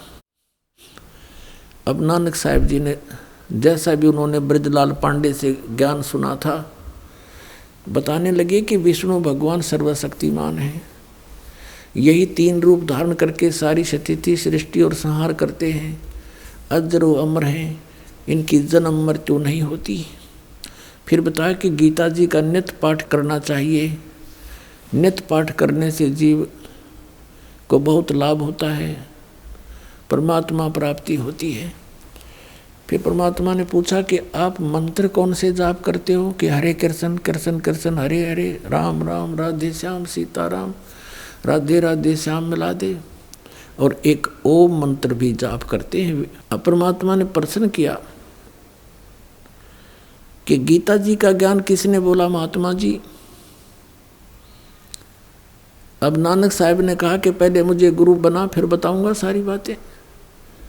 अब परमात्मा ने कहा ठीक है, आप मेरे गुरु जी, मैं आपका बच्चा, मुझे ज्ञान करा दो, मुझे तो मोक्ष चाहिए, यहाँ गुरु शिष्य की कोई बातें नहीं है, मैं तो निकला भगवान के लिए हूँ। नानक साहब ने पूछा कि आपका इंट्रोडक्शन दीजिए। परमात्मा ने कहा कि मैं धानक हूँ, कबीर नाम है मेरा, और काशी में जुल्हे का कार्य करता हूँ, धानक का, परमात्मा के लिए भटक रहा हूँ, और मैं आपको गुरु धारण करता हूँ, आप मेरे गुरु, मैं आपका बच्चा, मुझे ज्ञान दे दो। तब नानक साहब ने बताया, परमात्मा ने प्रश्न किया कि श्रीमद् भगवद गीता का ज्ञान किसने बोला? कि श्री कृष्ण जी ने बोला। श्री कृष्ण किसके अवतार थे? परमेश्वर ने प्रश्न किया। नानक साहब जी ने कहा को विष्णु अवतार थे, स्वयं श्री कृष्ण ही विष्णु रूप में आए हुए थे। तो परमात्मा ने प्रश्न किया कि गीता जी का ज्ञान विष्णु जी ने दिया समझो? हाँ, विष्णु समझो चाहे कृष्ण कहो। तो गीता अध्याय नंबर 4 के श्लोक नंबर 5 और 9 में, गीता जी अध्याय नंबर 2 के श्लोक 12 में, गीता अध्याय नंबर 10 के श्लोक नंबर 2 में गीता ज्ञानदाता कहता है कि अर्जुन तेरे और मेरे बहुत जन्म हो चुके हैं, तो नहीं जानता मैं जानता। कि हे गुरुजी, ये तो नासवान है, अविनाशी कहाँ हुए? आपकी ग्रंथ में लिखा है। तो 18वें अध्याय के 62वें श्लोक में कहा कि तू सर्वभाव से उस परमेश्वर की शरण में जा, उसकी कृपा से तो परम शांति को, सनातन परम धाम को प्राप्त होगा। तो वो परमात्मा कौन है? मुझे तो उसकी खोज है बस। अब इस बात से नानक साहब जी एकदम चकित हुए कि सचमुच। फिर परमात्मा ने बताया कि ब्रह्मा विष्णु महेश नासवान है, इनकी जन्म मृत्यु होती है। इस बात से परमात्मा ने फिर उसको संकेत दिया कि ऐसे ऐसे श्री मद देवी भागवत के 3रे स्कंद में, और ये ऐसा लिखा है। अब जब ये सुना कि ब्रह्मा विष्णु महेश नासवान है, इस बात से नानक साहब जी बहुत अक्षुब्ध हो गए और सीधे मुँह बात करना बंद कर दिया कि बस इसे आगे मत बोल। परमात्मा वहाँ से उठकर चल पड़े। उसमें कुछ और भी भक्त वहाँ स्नान करने गए थे, वो भी बैठ के वार्ता सुनने। जब कबीर साहब चले गए वहाँ से, तो नानक साहब जी से पूछने लगे, अन्य कोई भक्त बैठे थे, वो व्यक्ति स्नान करने आए हुए थे, कि हे नानक साहब जी, ये आपको जो गुरुजी बोल रहे थे, ये आपका चेला, ये कौन था? कि ये धानक था, कमीण छोटी जात का, छोटा मुंह बड़ी बातें कर रहा था, ब्रह्मा विष्णु महेश को नासवान बता रहा था ये। और मैंने इसको फिर सुनाया, सही ज्ञान थे, हार के भाग गया। पुण्यात्माओं, नानक साहब जैसी पुण्यात्मा में भी अहम भरा हुआ था। हुमो था इनमें, उस हुमो के कारण परमात्मा से दूर हो गए। उसके बाद सारी रात करवट लेते रहे कि सचमुच गीता जी को फिर गहराई से पढ़ा, अन्य ब्राह्मणों से उसका निष्कर्ष निकलवाने की चेष्टा की। उन्होंने कोई सीधे मुँह जवाब नहीं दिया कि नहीं, ये तो अपने बारे में ही बोल रहे। देवी भागवत को पढ़कर देखा नानक साहिब जी ने कि सचमुच इसमें तो नासवान लिखा है, इनके माता पिता भी हैं, और ये हिंदू धर्म के गुरु इसके बारे में परिचित नहीं है। बहुत बुरी तरह तड़फ की कि सचमुच वो कौन थे। अब काशी कोई निकट है नहीं, वहाँ जाऊँ कैसे, नौकरी करता हूँ, नौकरी त्यागूँ कैसे, और क्या पता ये कौन था, कोई देव था या वैसे ही कह रहा था ये काशी में रहता हूँ, धानक हूँ। अंदर से पुकार की है परमात्मा मुझे फिर से दर्श दो, मुझे उस महापुरुष से फिर से मिला दो। अंदर से पुकार परमात्मा आत्मा की सुनते हैं। जब 6 महीने बीत गए इस दृष्टांत को, और डेली वो जाते वहाँ देखते रहते हैं कि कहीं आज फिर दिखाई ना दे जा। अब फिर दूसरी बार जब परमात्मा आए, जब पूरी तरफ थी उनको, उसी समय सुबह सुबह स्नान करने के लिए बेई नदी पर गए हुए थे और स्नान करने की तैयारी में थे। गर्मियों का मौसम था।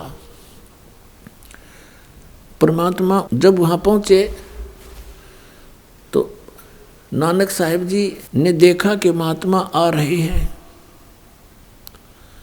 उनके निकट पहुँच गए। उसी तरह फिर बात करने लगे, काफ़ी देर चर्चा हुई। तो उस समय जब वो दोनों बात कर रहे थे तो अन्य नहीं देख पा रहे थे, वो सोच रहे थे कि अकेले नानक साहिब बातें कर रहे हैं, किससे कर रहे हैं।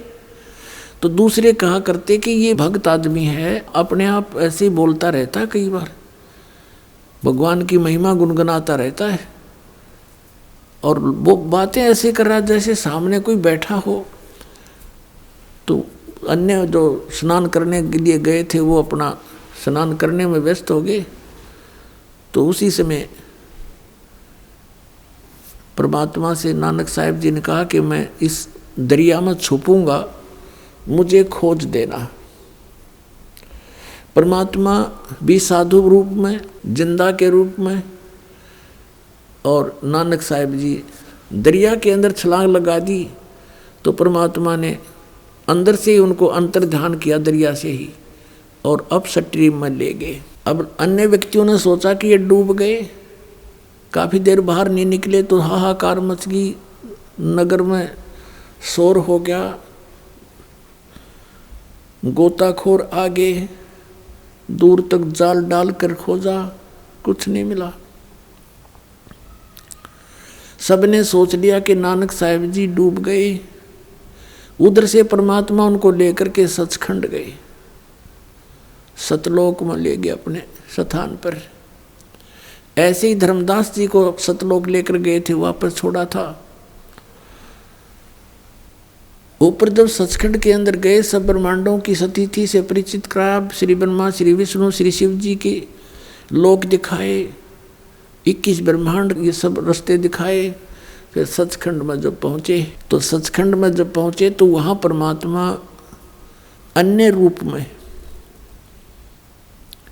सिंहासन के ऊपर विराजमान है। सिर पर मुकुट है, मालिक है, श्वेत मुकुट है, और एक रोमकूप में करोड़ सूर्य मिला दे करोड़ चंद्रमा, ऐसा तेज है उस परमात्मा का।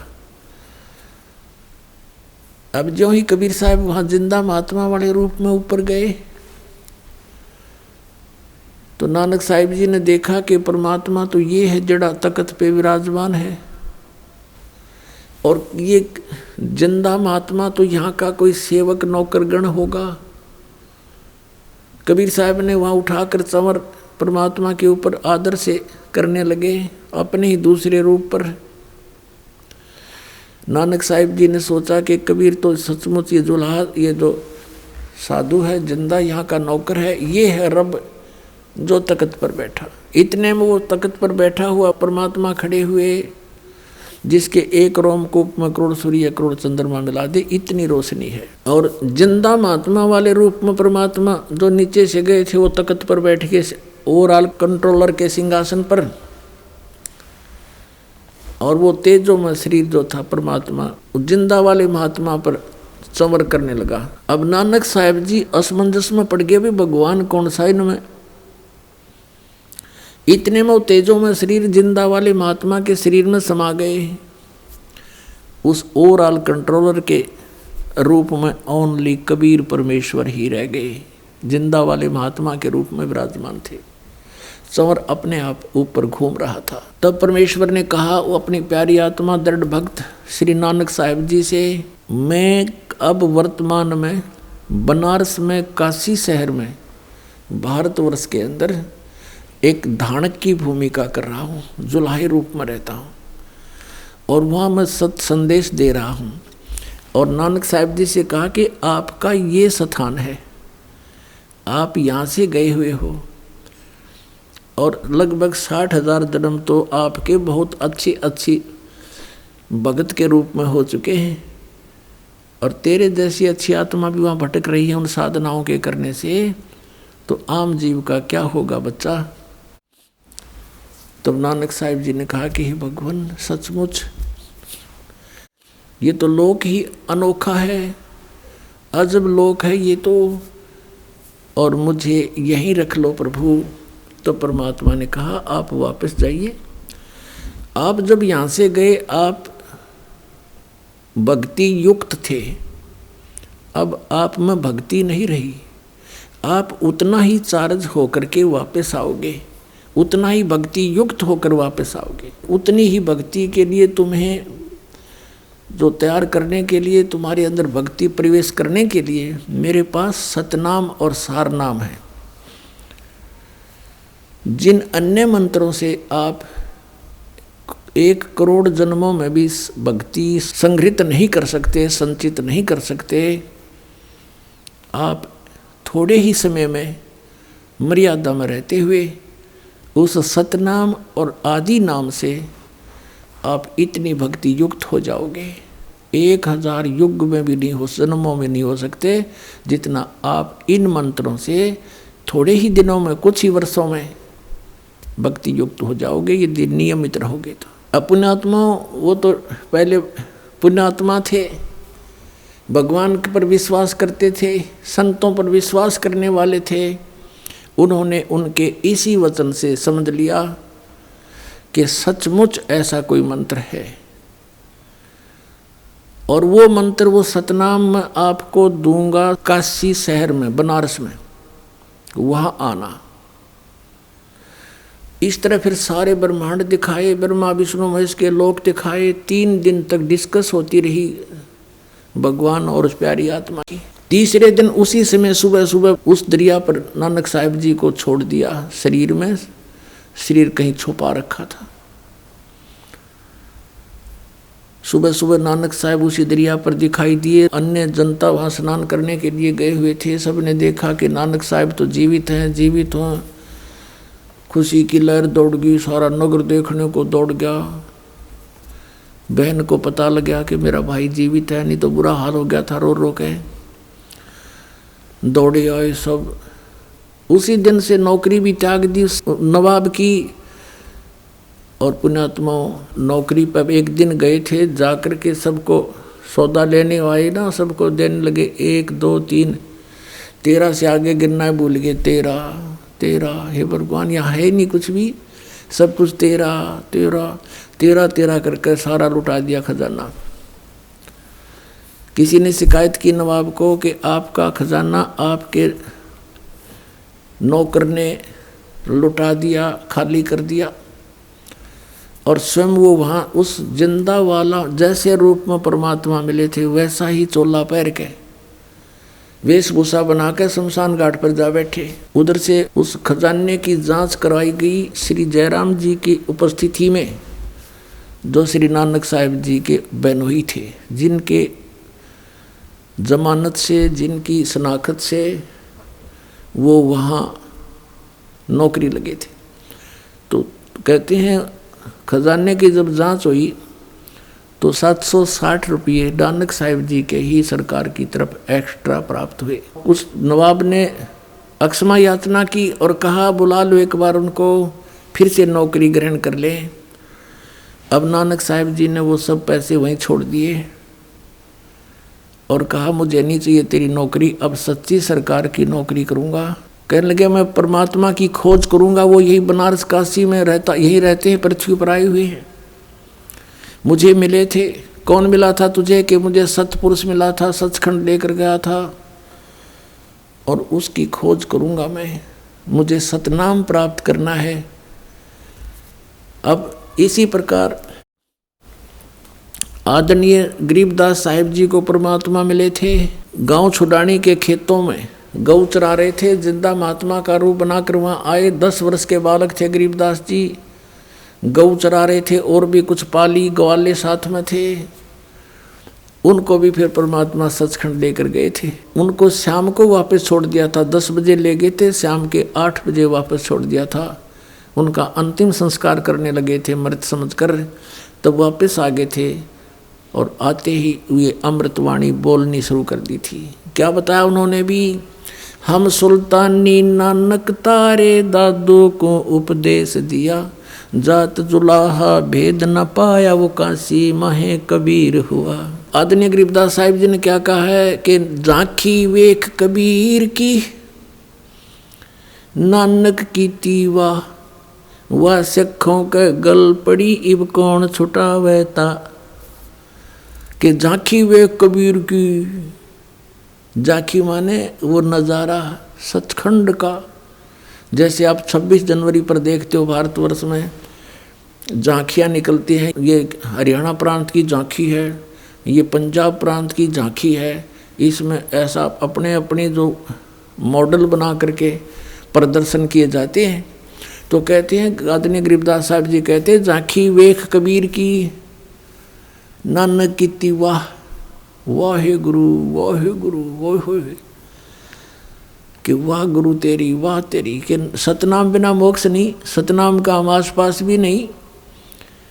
अब उस महात्मा ने, उस महान आत्मा ने इस मंत्र के प्राप्त होने की कितनी खुशी मनाई, कितनी सराहना की अपने गुरुदेव के प्रति, यानी परमात्मा के प्रति। और आपको तो इतनी आसानी से मिल रहा है, आप इसकी कदर नहीं जानते। ये सतनाम आज तक केवल इन चंद महात्माओं को मिला था, उसके बाद इनको बैन कर दिया था कि बताना नहीं। अभी परमात्मा ने इनसे कह दिया था, प्रतिज्ञा दिला दी थी कि तुम जाप करो इस सतनाम का, 2 अक्षर का ये सतनाम। इसमें एक ओम मंत्र है, एक तत् है, ओम ब्रह्म का सरपुरुष का और तत् ये अक्षर पुरुष का, और सत जैसे गीता जी अध्याय नंबर 17 के श्लोक 23 में आपने सुना, ओम तत्सत इति निर्देश है ब्रह्मण त्रिविध समृत है। वो सच्चिदानंद घन परमात्मा के पाने का, सतलोक में जाने का 3 मंत्र का जाप है। तो इसके बारे में गीता ज्ञानदाता अभियान भिज है, उसने 4थे अध्याय के 34वें श्लोक में कहा कि उस तत्व ज्ञान को जो परमात्मा के विषय में जानकारी है जिसके अंदर, और जो उस परमेश्वर ने स्वयं आकर के अपने मुख कमल से बोला है,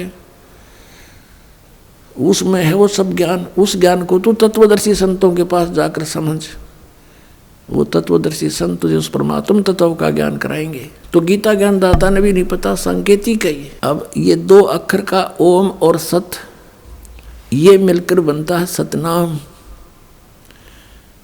और सार नाम, वो आदि नाम भी कहते हैं उसको, सार नाम भी कहते हैं। और जब तक वो नहीं मिलेगा तब तक जीवन व्यर्थ है। तो इस बात से नानक साहिब जी बहुत परिचित हुए अच्छी तरह।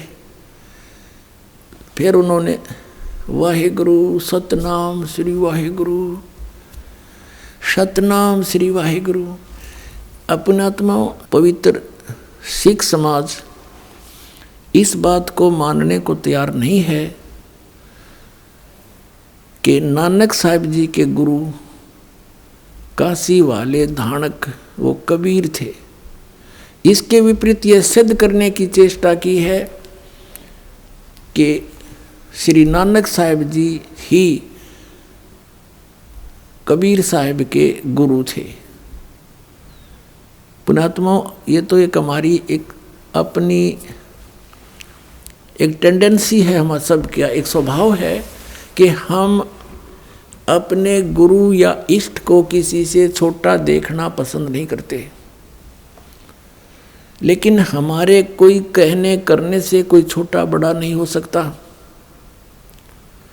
और हमने ये छोटे बड़े के चक्कर में पड़ना भी नहीं चाहिए। हमने ये भी देखना चाहिए कि इन महापुरुषों ने गुरु और शिष्य का रोल करके हमें क्या बताना चाहा है।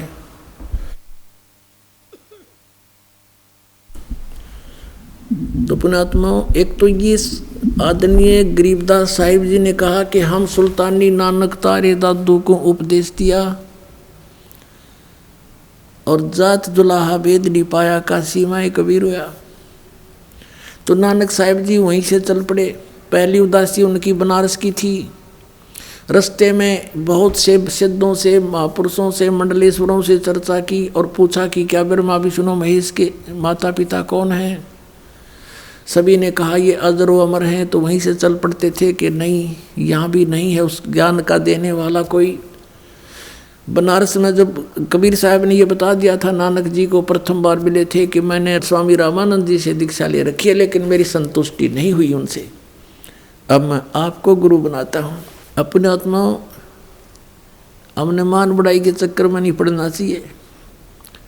स्वयं भगवान ने आके अपनी प्यारी आत्माओं को निकालने के लिए अपने आप को एक जीव, एक आम साधारण व्यक्ति सिद्ध किया और उनको महात्मा के नाम से संबोधित किया। कहते बड़े बड़ाई ना करे, बड़े न बोलने बोल, और हीरा कबू कहे नहीं मेरा लाख टका है बोल। अब जो ही रामानंद जी के पास गए, रामानंद जी से चर्चा की कि ब्रह्मा विष्णु महेश के माता पिता कौन है, स्वामी जी बताइए। श्री रामानंद जी ने कहा कि मुझे कुछ पता नहीं था भक्त, अब वैसे तो मेरे शिष्य कहलाते हैं, लेकिन वो परमात्मा आए स्वयं। ये ज्ञान मेरे को कबीर भगवान ने दिया है, और इनके माता पिता की पूरी डिटेल आपने चाहिए तो कबीर साहब से मिल लो। अब नानक साहिब जी ने कहा कि कौन कबीर, कहाँ है वो, अब मुझे मिलाओ उनसे। आदरणीय रामानंद जी ने एक सेवक भेज दिया आदरणीय नानक साहिब जी के साथ, और परम पूज्य कबीर परमेश्वर जी जहाँ अपनी झोंपड़ी में बैठकर कपड़ा बुनने की लीला कर रहे थे, उनको पता था कि प्यासी आत्मा आ रहे हैं। कहाँ तलवंडी पश्चिमी पाकिस्तान में, कहाँ बनारस काशी शहर भारत में, वहाँ पैदल पहुँच गए। और कुछ भक्त ऐसा करते हैं जी 3 महीने से पहले नहीं आया जा सकता, दूर बहुत है, अरब तक गाड़ी चलें, रेल चलें, हवाई जहाज चल पड़े। जिन्होंने परमात्मा की कसक लगी वो आगा पीछा नहीं देखते, और उन्हीं को मिलता है। तो वहाँ जाकर देखा कि सचमुच ये तो वही है जो सचखंड में देखा था। ओ हो, ये तो सबको धोखा देकर बैठे हैं, खुद भगवान आए हैं। नानक साहिब जी ने कहा था, फाई सूरत मुल्क की वेश, ए ठगवाड़ा ठगी देश, खरा सियाणा बोता बार। लोगों ये धानक रूप रहा करतार, देखो ये धानक रूप, ये दुल्हा रूप में बैठा ये भगवान, ये भगवान। ये श्री गुरु ग्रंथ साहिब जी के प्रश्न नंबर 24 पर ये वाणी पूरी अंकित है। गुरु ग्रंथ साहिब के 721 पृष्ठ पर कहा है कि एक अर्ज गुप्तम पेश तोदर कून करतार, हक्का कबीर करीम तू बे ए परवरदिगार। हक्का कबीर माने सत कबीर। तो यहाँ पर ये अनुवाद करता कहते थे कि यहाँ कबीर का अर्थ बड़ा है, काशी वाला कबीर यहाँ मायने नहीं रखता, क्योंकि नानक साहिब जी को तो सतपुरुष मिले थे, सतपुरुष। अपने आत्माओं ये कंसेप्ट क्लियर करते हैं इन्हीं महापुरुषों के इतिहास और सदग्रंथों और जीवनी से। ये देखिएगा भाई बाले वाली जन्म साखी,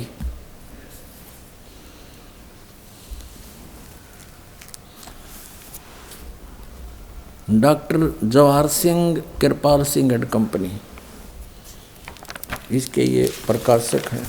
ये है ई जन्म साखी, अज तक छप चुकिया नालों वड्डी है, सब तो वड्डी ते पुरातन है, भाई बाले वाली। जन्म साखी श्री गुरु नानक साहिब देव जी दी, पंजे साहिब दी साखी ते 10 पातशाहां दे जीवन समेत मुकम्मल साखियां हन। Doctor Jawahar Singh Kripal Singh and company, प्रकाशक पुस्तकां वाली गली नंबर 8 बाग रामानंद, अमृतसर। अब इसमें आपको दिखाते हैं 252 पृष्ठ पर, ये 251 पृष्ठ पे है। ये सिद्धा नाल गोष्ठी हुई, तो यहाँ है साखी होर चली, आगे साखी होर चली, यहाँ से चला है। अभी 251 पृष्ठ पे हम देख रहे हैं सिद्धा नाल गोष्ठी हुई। मर्दाना ने कहा कि मर्दाना जी आख्या जी तू ता निरंकार है, तू तो खुद परमात्मा है, आगे तक कोई भी ना ही आपके आगे कोई नहीं ठहर सकता, सभी भस्म हो जाते हैं। ता गुरु नानक जी बचन कीता मर्दाना, असानू करतार ने ऐसा वड्डा गुरु मिलाया है। है इस तरह सिद्ध हो गया कि जो गुरु मिले हैं श्री नानक साहिब जी को, वो करतार ने मिलाए, भगवान ने मिलाए, यानी इनका गुरु जी था। ये कंसेप्ट हुआ क्लियर। आगे देखो, असानू करतार ने एडा वड्डा गुरु मिलाया है, जो करतार थी असाडी दृष्टि विच तले नहीं आउंदा, यानी परमात्मा से कम नहीं और उसकी कृपा बिना हमें वो दिखाई नहीं देता। तो यहाँ फिर आगे चले, यह साखी होर चली, ये साखी होर चली। इसमें फिर आगे मर्दाना ने पूछा, ये मीना पर्वत की साखी है, 252 पृष्ठ पे सिद्धा नाल गोष्ठी हुई। ता फिर मर्दाना पूछिया जी तुसानू जो गुरु मिलिया सी उसका नाम की है। ता गुरु नानक जी की हा मर्दाना उसका नाम बाबा जिंदा अखदे हन, जहाँ तोड़ी जल और पवन है उस दे हुक्म विच चलदे हन, अते अग्नि और मिट्टी ए भी उस दे आगे आखे विच हन, और जिस ताही बाबा जिंदा मिलेगा उस ताही बाबा आखना चाहिए, होरस ताही बाबा नहीं आखना, यानी सबका दादा ओए है और किसी को दादा भी मत कह दिए, सबका बाबा वही है। ता मर्दाने कि हाँ गुरु जी असी भी तो तुहाडे नाल सी फिरदे आहे ते तुसानू कद मिलिया है। ता गुरु नानक जी की हा मर्दाना अजे तू असा थी नहीं आया से, तुम्हारे साथ नहीं था, जद असी मिलन गए से। ता मर्दाने कहा जी कद गए से? ता गुरु जी कहा जद सुल्तानपुर विच डुबकी लाई सी, सुल्तानपुर में दरिया में डुबकी लाई सी। तब मर्दाने असी 3 दिन उसे पासे रहे से, 3 दिन उसी के पास रहे थे। मर्दाना भाई बाला जानते हैं, मर्दाना वो ऐसा गुरु है जो जिसकी सत्ता संपूर्ण जगत नू आसरा दे रही है, अते मर्दाना जिंदा उसनों कहते हैं जो काल के वश ना होए, हथों काल उस दे वश होई। ता मर्दाना की हाजी उसका रंग की है अते उसका आसन किथे है। ता गुरु जी की हा मर्दाना उसका रंग लाल है, पर उस लाली नाल कोई भी लाली मिलती नहीं, अते उस दे रोम स्वर्ण दे रंग दे हन, सोने कैसे रंग है, पर उन्हां दे नाल सोना भी दख नहीं देंदा है। अब इसे सिद्ध हो गया कि उनको बेई नदी में जब डुबकी लगाई तब उनको गुरु मिला, अब और दिखाते हैं आपको, कंसेप्ट क्लियर करते हैं। ये है प्राण संगली, और ये कहाँ से छपी है? प्राण संगली प्रथम भाग यहाँ से छप, प्रकाशक है बेलविडियर प्रिंटिंग वर्क्स। ये 56A/13 मोतीलाल नेहरू रोड इलाहाबाद। इसके संपादक कौन है? तो संत संपूर्ण सिंह जी। ये देखिएगा, गुरुमुख जनों का सेवा विलासी सटीपन उल्थाकार संपूर्ण सिंह तरनतारण पंजाब से। और इसके देखो 15वें पृष्ठ पे नानक साहिब का जीवन चरित्र, जीवन चरित्र है ये 15 पृष्ठ पे देखिएगा नीचे।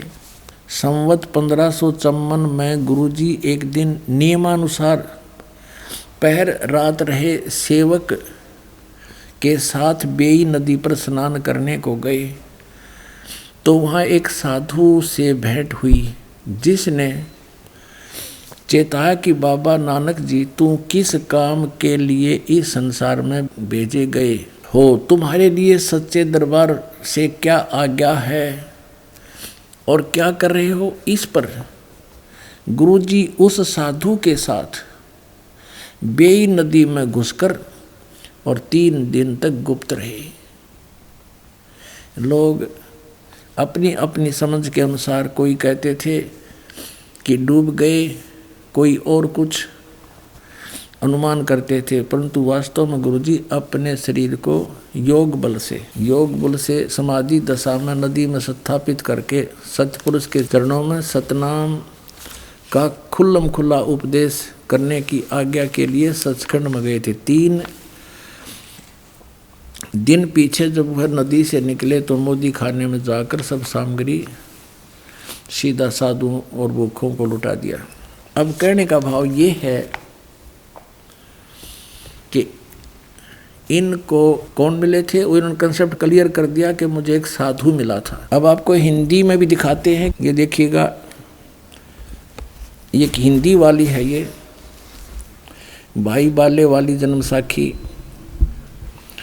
और ये कहाँ से छपी है? भाई चतर सिंह जीवन सिंह अमृतसर तक। भाई बाले वाली श्री गुरु नानक देव जी की जन्म साखी, ये यहाँ से छपी अमृतसर से। और ये इधर भी देखेंगे, ये भाई चतर सिंह जीवन सिंह बाजार माई सेवा अमृतसर, यहाँ से। यहाँ पृष्ठ नंबर 197 पे काजी रुकन दीन सूरा था, उसके साथ वार्ता हो रही है नानक जी की।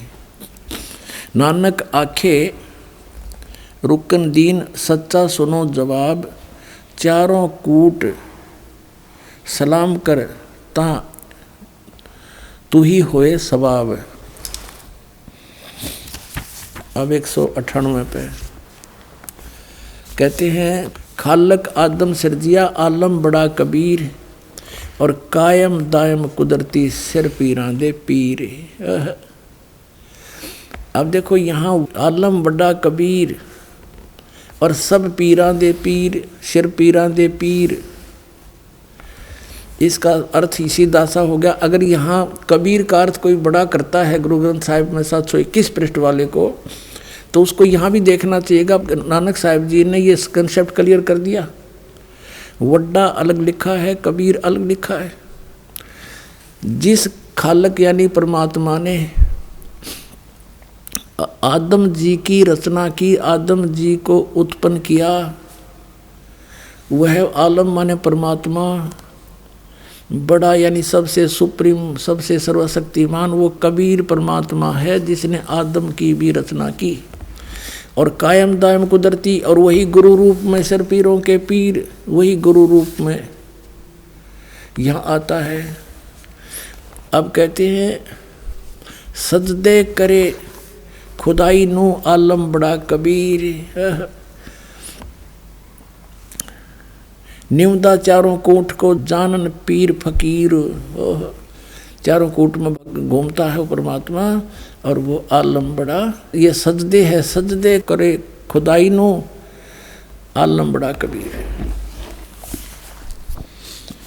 अब इन सभी प्रश्नों से ये स्पष्ट हो गया कि कबीर परमात्मा धानक रूप रहा करतार। ये श्री नानक देव जी के गुरु जी भी हैं और ये पूर्ण परमात्मा भी है। श्री गुरु ग्रंथ साहिब के 721 पृष्ठ पे लिखा है कि नीच जात परदेसी मेरा, खिन आवे तिल जावे, और जाकी संगत नानक रेंदा, और क्यों कर मोड़ा पावे।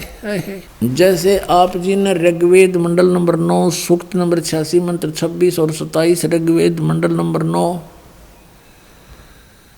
सूक्त नंबर 82 मंत्र 1 और 2 में, ऋग्वेद मंडल नंबर 9 सूक्त 94 के मंत्र 1 में आपने देखा कि वो सदग्रंथ क्या बता रहे हैं कि वो परमात्मा ऊपर रहता सचखंड में।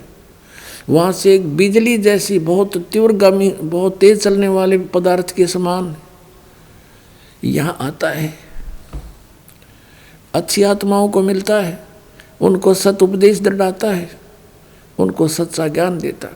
अब ये भी नानक साहिब जी ने कंसेप्ट क्लियर कर दिया कि जब ये सचखंड में गए, उस सतलोक में प्रकाश है बहुत, वो स्वयं प्रकाशित है, और वहाँ उस प्रकाश के अंदर एक निरंकार भगवान बैठा है। देखिएगा, ये है सचखंड की साखी 309 पृष्ठ पे। यहाँ क्या लिखा है कि फिर गुरुजी उस स्थान पर पहुँचे जहाँ महान प्रकाश है और प्रकाश रूपी सिंहासन पर निरंकार स्वयं विराजे हैं।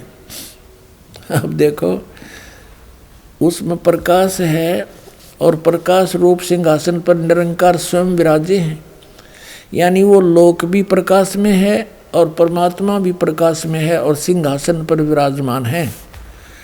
और देवी देवता अवतार अपने अपने हाथ बांधे हुए आज्ञा की प्रतीक्षा में खड़े हैं। वह प्रकाश लाखों चंद्रमाओं के प्रकाशों से परम सुखदायक शीतल प्रकाश है। तब गुरुजी ने वहाँ स्तुति की। विष्णु जी की उपस्थिति में वह स्थान परम रम्य हो रहा था। तब भगवान ने प्रेम से कहा, आओ नानक देव, तुम तो सदैव मुझ में मिले हुए हो, तुम में और मुझ में कोई अंतर नहीं है। तुमको सतनाम के उपदेशार्थ संसार में भेजा है। तब गुरुजी ने कहा कि हे सर्वज्ञ, जहाँ आपकी आज्ञा थी वहाँ सतनाम का प्रकाश मैंने किया है, और जहाँ जो आज्ञा होगी वहाँ मैं पूर्ण करूँगा। यह कहकर गुरुजी ने शब्द कहा। अब इस बात को समझना है कि इसमें जब कोई वार्ता हुई है भगवान की, जहाँ आपकी आज्ञा थी वहाँ सतनाम का प्रकाश मैंने किया है, और जहाँ आपकी आज्ञा होगी वहीं पूर्ण करूँगा। इससे सिद्ध हो गया कि श्री नानक जी को भी परमात्मा ने स्पष्ट शब्दों में मना किया था कि इस सतनाम को अभी किसी को बताना नहीं, जो 2 अक्षर का। पुण्यात्माओं, ये तो स्पष्ट हो गया, कबीर इज गॉड। सदग्रंथों ने प्रमाणित कर दिया, आंखों देखा इन महापुरुषों ने कर दिया। क्योंकि गरीबदास साहिब जी की जो लीला है वो बहुत लेटेस्ट है। उन्होंने जो वाणी लिखी है वह संपूर्ण हमारे पास उपलब्ध है। और कबीर सागर में परमात्मा ने स्पष्ट किया है कि संवत 1775 होई, तादन प्रेम प्रगटै जग सोई, और 12वें पंथ प्रगट हो मेरी वाणी। 12वां पंथ गरीबदास जी के पंथ में मेरी महिमा की वाणी पुनः फिर प्रकट करवाऊंगा, ताकि पहले कबीर सागर में इन काल के दूतों ने जो कुछ मिलावट कर दी, काट पीट कर दी, वो इससे पुष्ट हो जाएगी। तो इसलिए आदरणीय गरीबदास साहिब जी ने स्पष्ट कर दिया कि हम सुल्तानी नानक तारे और दादू को उपदेश दिया, जात जुलाहा भेद नहीं पाया, का सीमा कबीर हुआ। और ये भी स्पष्ट कर दिया नानक साहिब जी ने कि भाई सूरत मुल्क की वेश ए ठगवाड़ा ठगी देश, खरा सियाणा बहुता बार, ये धानक रूप रहा करता। और फिर ये भी बता दिया कि मुझे परमात्मा ने एक इतना बड़ा गुरु मिला है जिसने सब ज्ञान मुझे दिया, और परमात्मा के तुल्य है वो, उसमें और भगवान में कोई अंतर नहीं है। और फिर ये भी स्पष्ट हो गया कि वो जिंदा बाबा के रूप में मुझे मिला था, 3 दिन उसी के साथ रहा था। अब उसने कौन सा सतनाम दिया था, वो 2 अक्षर का कौन सा मंत्र है। नानक साहब ने कहा कि जे तू पढ़ा बिंदोय अक्षर बिंदोय नावा, पंडित को कहते हैं, हे पंडित, यदि तू इन 2 अक्षर, इन 2 नाम के बगैर कोई जाप करता है, ते चारों वेद गीता को घोटे बैठा है, कुछ भी तुझे लाभ होने वाला नहीं है। तो कबीर परमेश्वर ने भी कहा है कि कबीर 2 अक्षर 2 भाग, होगा खसम तलेगा राख। ये 2 मंत्र जाप करण के हैं।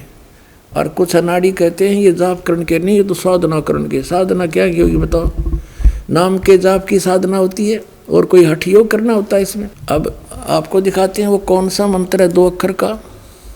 ये देखिएगा, ये वही है पंजाबी भाषा वाली, पंजाबी लैंग्वेज में साखी। इसके हम समुद्र की साखी पर आते हैं 547 पृष्ठ पे। ये है समुद्र की साखी, पृष्ठ नंबर 547 पर। बाला संधु वाच, बालाजी कहते हैं गुरु अंगद देव जी, जो नानक साहब जी के तुरंत बाद गद्दी पर विराजमान हुए, दूसरे गुरु जी बोले जाते हैं। ताते हैं गुरु अंगद जी, जद गुरु नानक देव जी अजीते पासों विद्या हुए, ता मर्दान ने किहा सच्चे पातशाह जी, असी समंदर ता देखिया पर लंका ना देखी, जिथे रामचंद्र जी चढ़ाई कीती है। ता गुरु नानक जी किहा, चलो भाई बाला ते मर्दाना, तुहानू रंज नहीं करना, आँखी मीटो, आँखें बंद करो। जा आँखी मीट के खोलियां ता समंदर दे कंडे यानी किनारे जा खड़े हुए, ते आखन लगे बाला ते मर्दाना, मेरे पीछे पीछे चले आओ।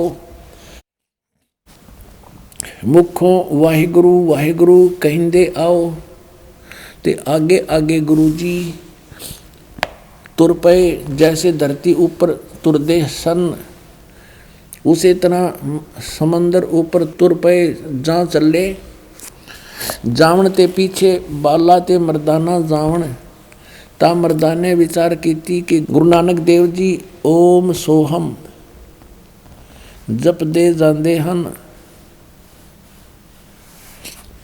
ते मर्दाना भी ओम सोहम लगा जपण, ते लगा गोते खावण। ता गुरु नानक देव जी देखण, ता मर्दाना गोते खांदा है। ता गुरु नानक देव जी कहा, मर्दाना गुरु जी करनी वल नहीं देखना, गुरुदेव वचना पर चलना चाहिए। तू मर्दाना ओए आँख जो असा आखिया है, ता मर्दाना फिर लगा वाहिगुरु वाहिगुरु कहने, ता फिर जल ऊपर वैसे ही तुरन लगा। अपने आत्मा आपको दिन में भी बताया था कि परमात्मा ने सभी महापुरुषों से इनसे कह दिया था कि अभी ये सतनाम सार्वजनिक मत करना, यदि तुमने अभी इसको सार्वजनिक कर दिया तो पिछली पीढ़ी वाले हंस पार नहीं हो पाओगे। जो ये पीढ़ी, इसके लिए सारा कुछ खेल हो रहा था। तुम इसका जाप करते रहना, लेकिन इस पिछली पीढ़ी तक इसको किसी को सार्वजनिक नहीं करना। अब इन महापुरुषों के लिए आदेश था किसी को बताना नहीं।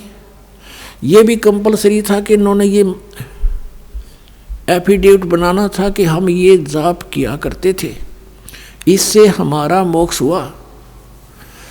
अब जैसे आदरणीय गरीबदास साहिब जी कहते हैं, झांकी वे कबीर की नानक की तीवा, और वह सिखा का गल पड़ी कौन छुटावे था। अब नानक साहब ने इस उद्देश्य से कहा था कि ये नाम तो मैं बताऊं नहीं, और वाहिगुरु का जाप दे दिया। वाहिगुरु वो किसको कहते थे? कबीर परमेश्वर को, सतपुरुष को, कि तुम वाहिगुरु करते रहो। और साथ में प्रथम 5 नाम भी दिया करते थे, और उसके साथ साथ धर्म यज्ञ भंडारे शुरू करवाए थे। नानक साहिब जी के पास जब कोई संगत आती थी, ये स्वयं ही सबको भंडारा कराते थे, अपने खेतों में काम करते थे। लास्ट के 16 वर्ष ये अपने घर पर रहे, खेतों में कार्य जैसा कर सकते थे वो करते थे, भक्ति भी करते थे, आने वाले को उपदेश भी देते थे। तो ये इन्होंने इसलिए गुप्त रखा कि ये बताना नहीं किसी को, नहीं तो काल के दूत जैसे राधा स्वामी पंथ ये धन धन सतगुरु पंथ, सच्चा सौदा सिरसा जगमाल वाली, जय गुरुदेव पंथ मथुरा वाला, आगरा वाला, ब्यास वाला राधा स्वामी, ठाकुर जी वाला राधा स्वामी, ये सब नकली पंथ हैं। इनके पास ये 2 अक्षर का मंत्र नहीं है, आदि नाम इनके पास नहीं। जैसे घट रामायण के अंदर तुलसी साहिब जी ने लिखा, हाथरस वाले ने, कि 500 नाम काल के जानो,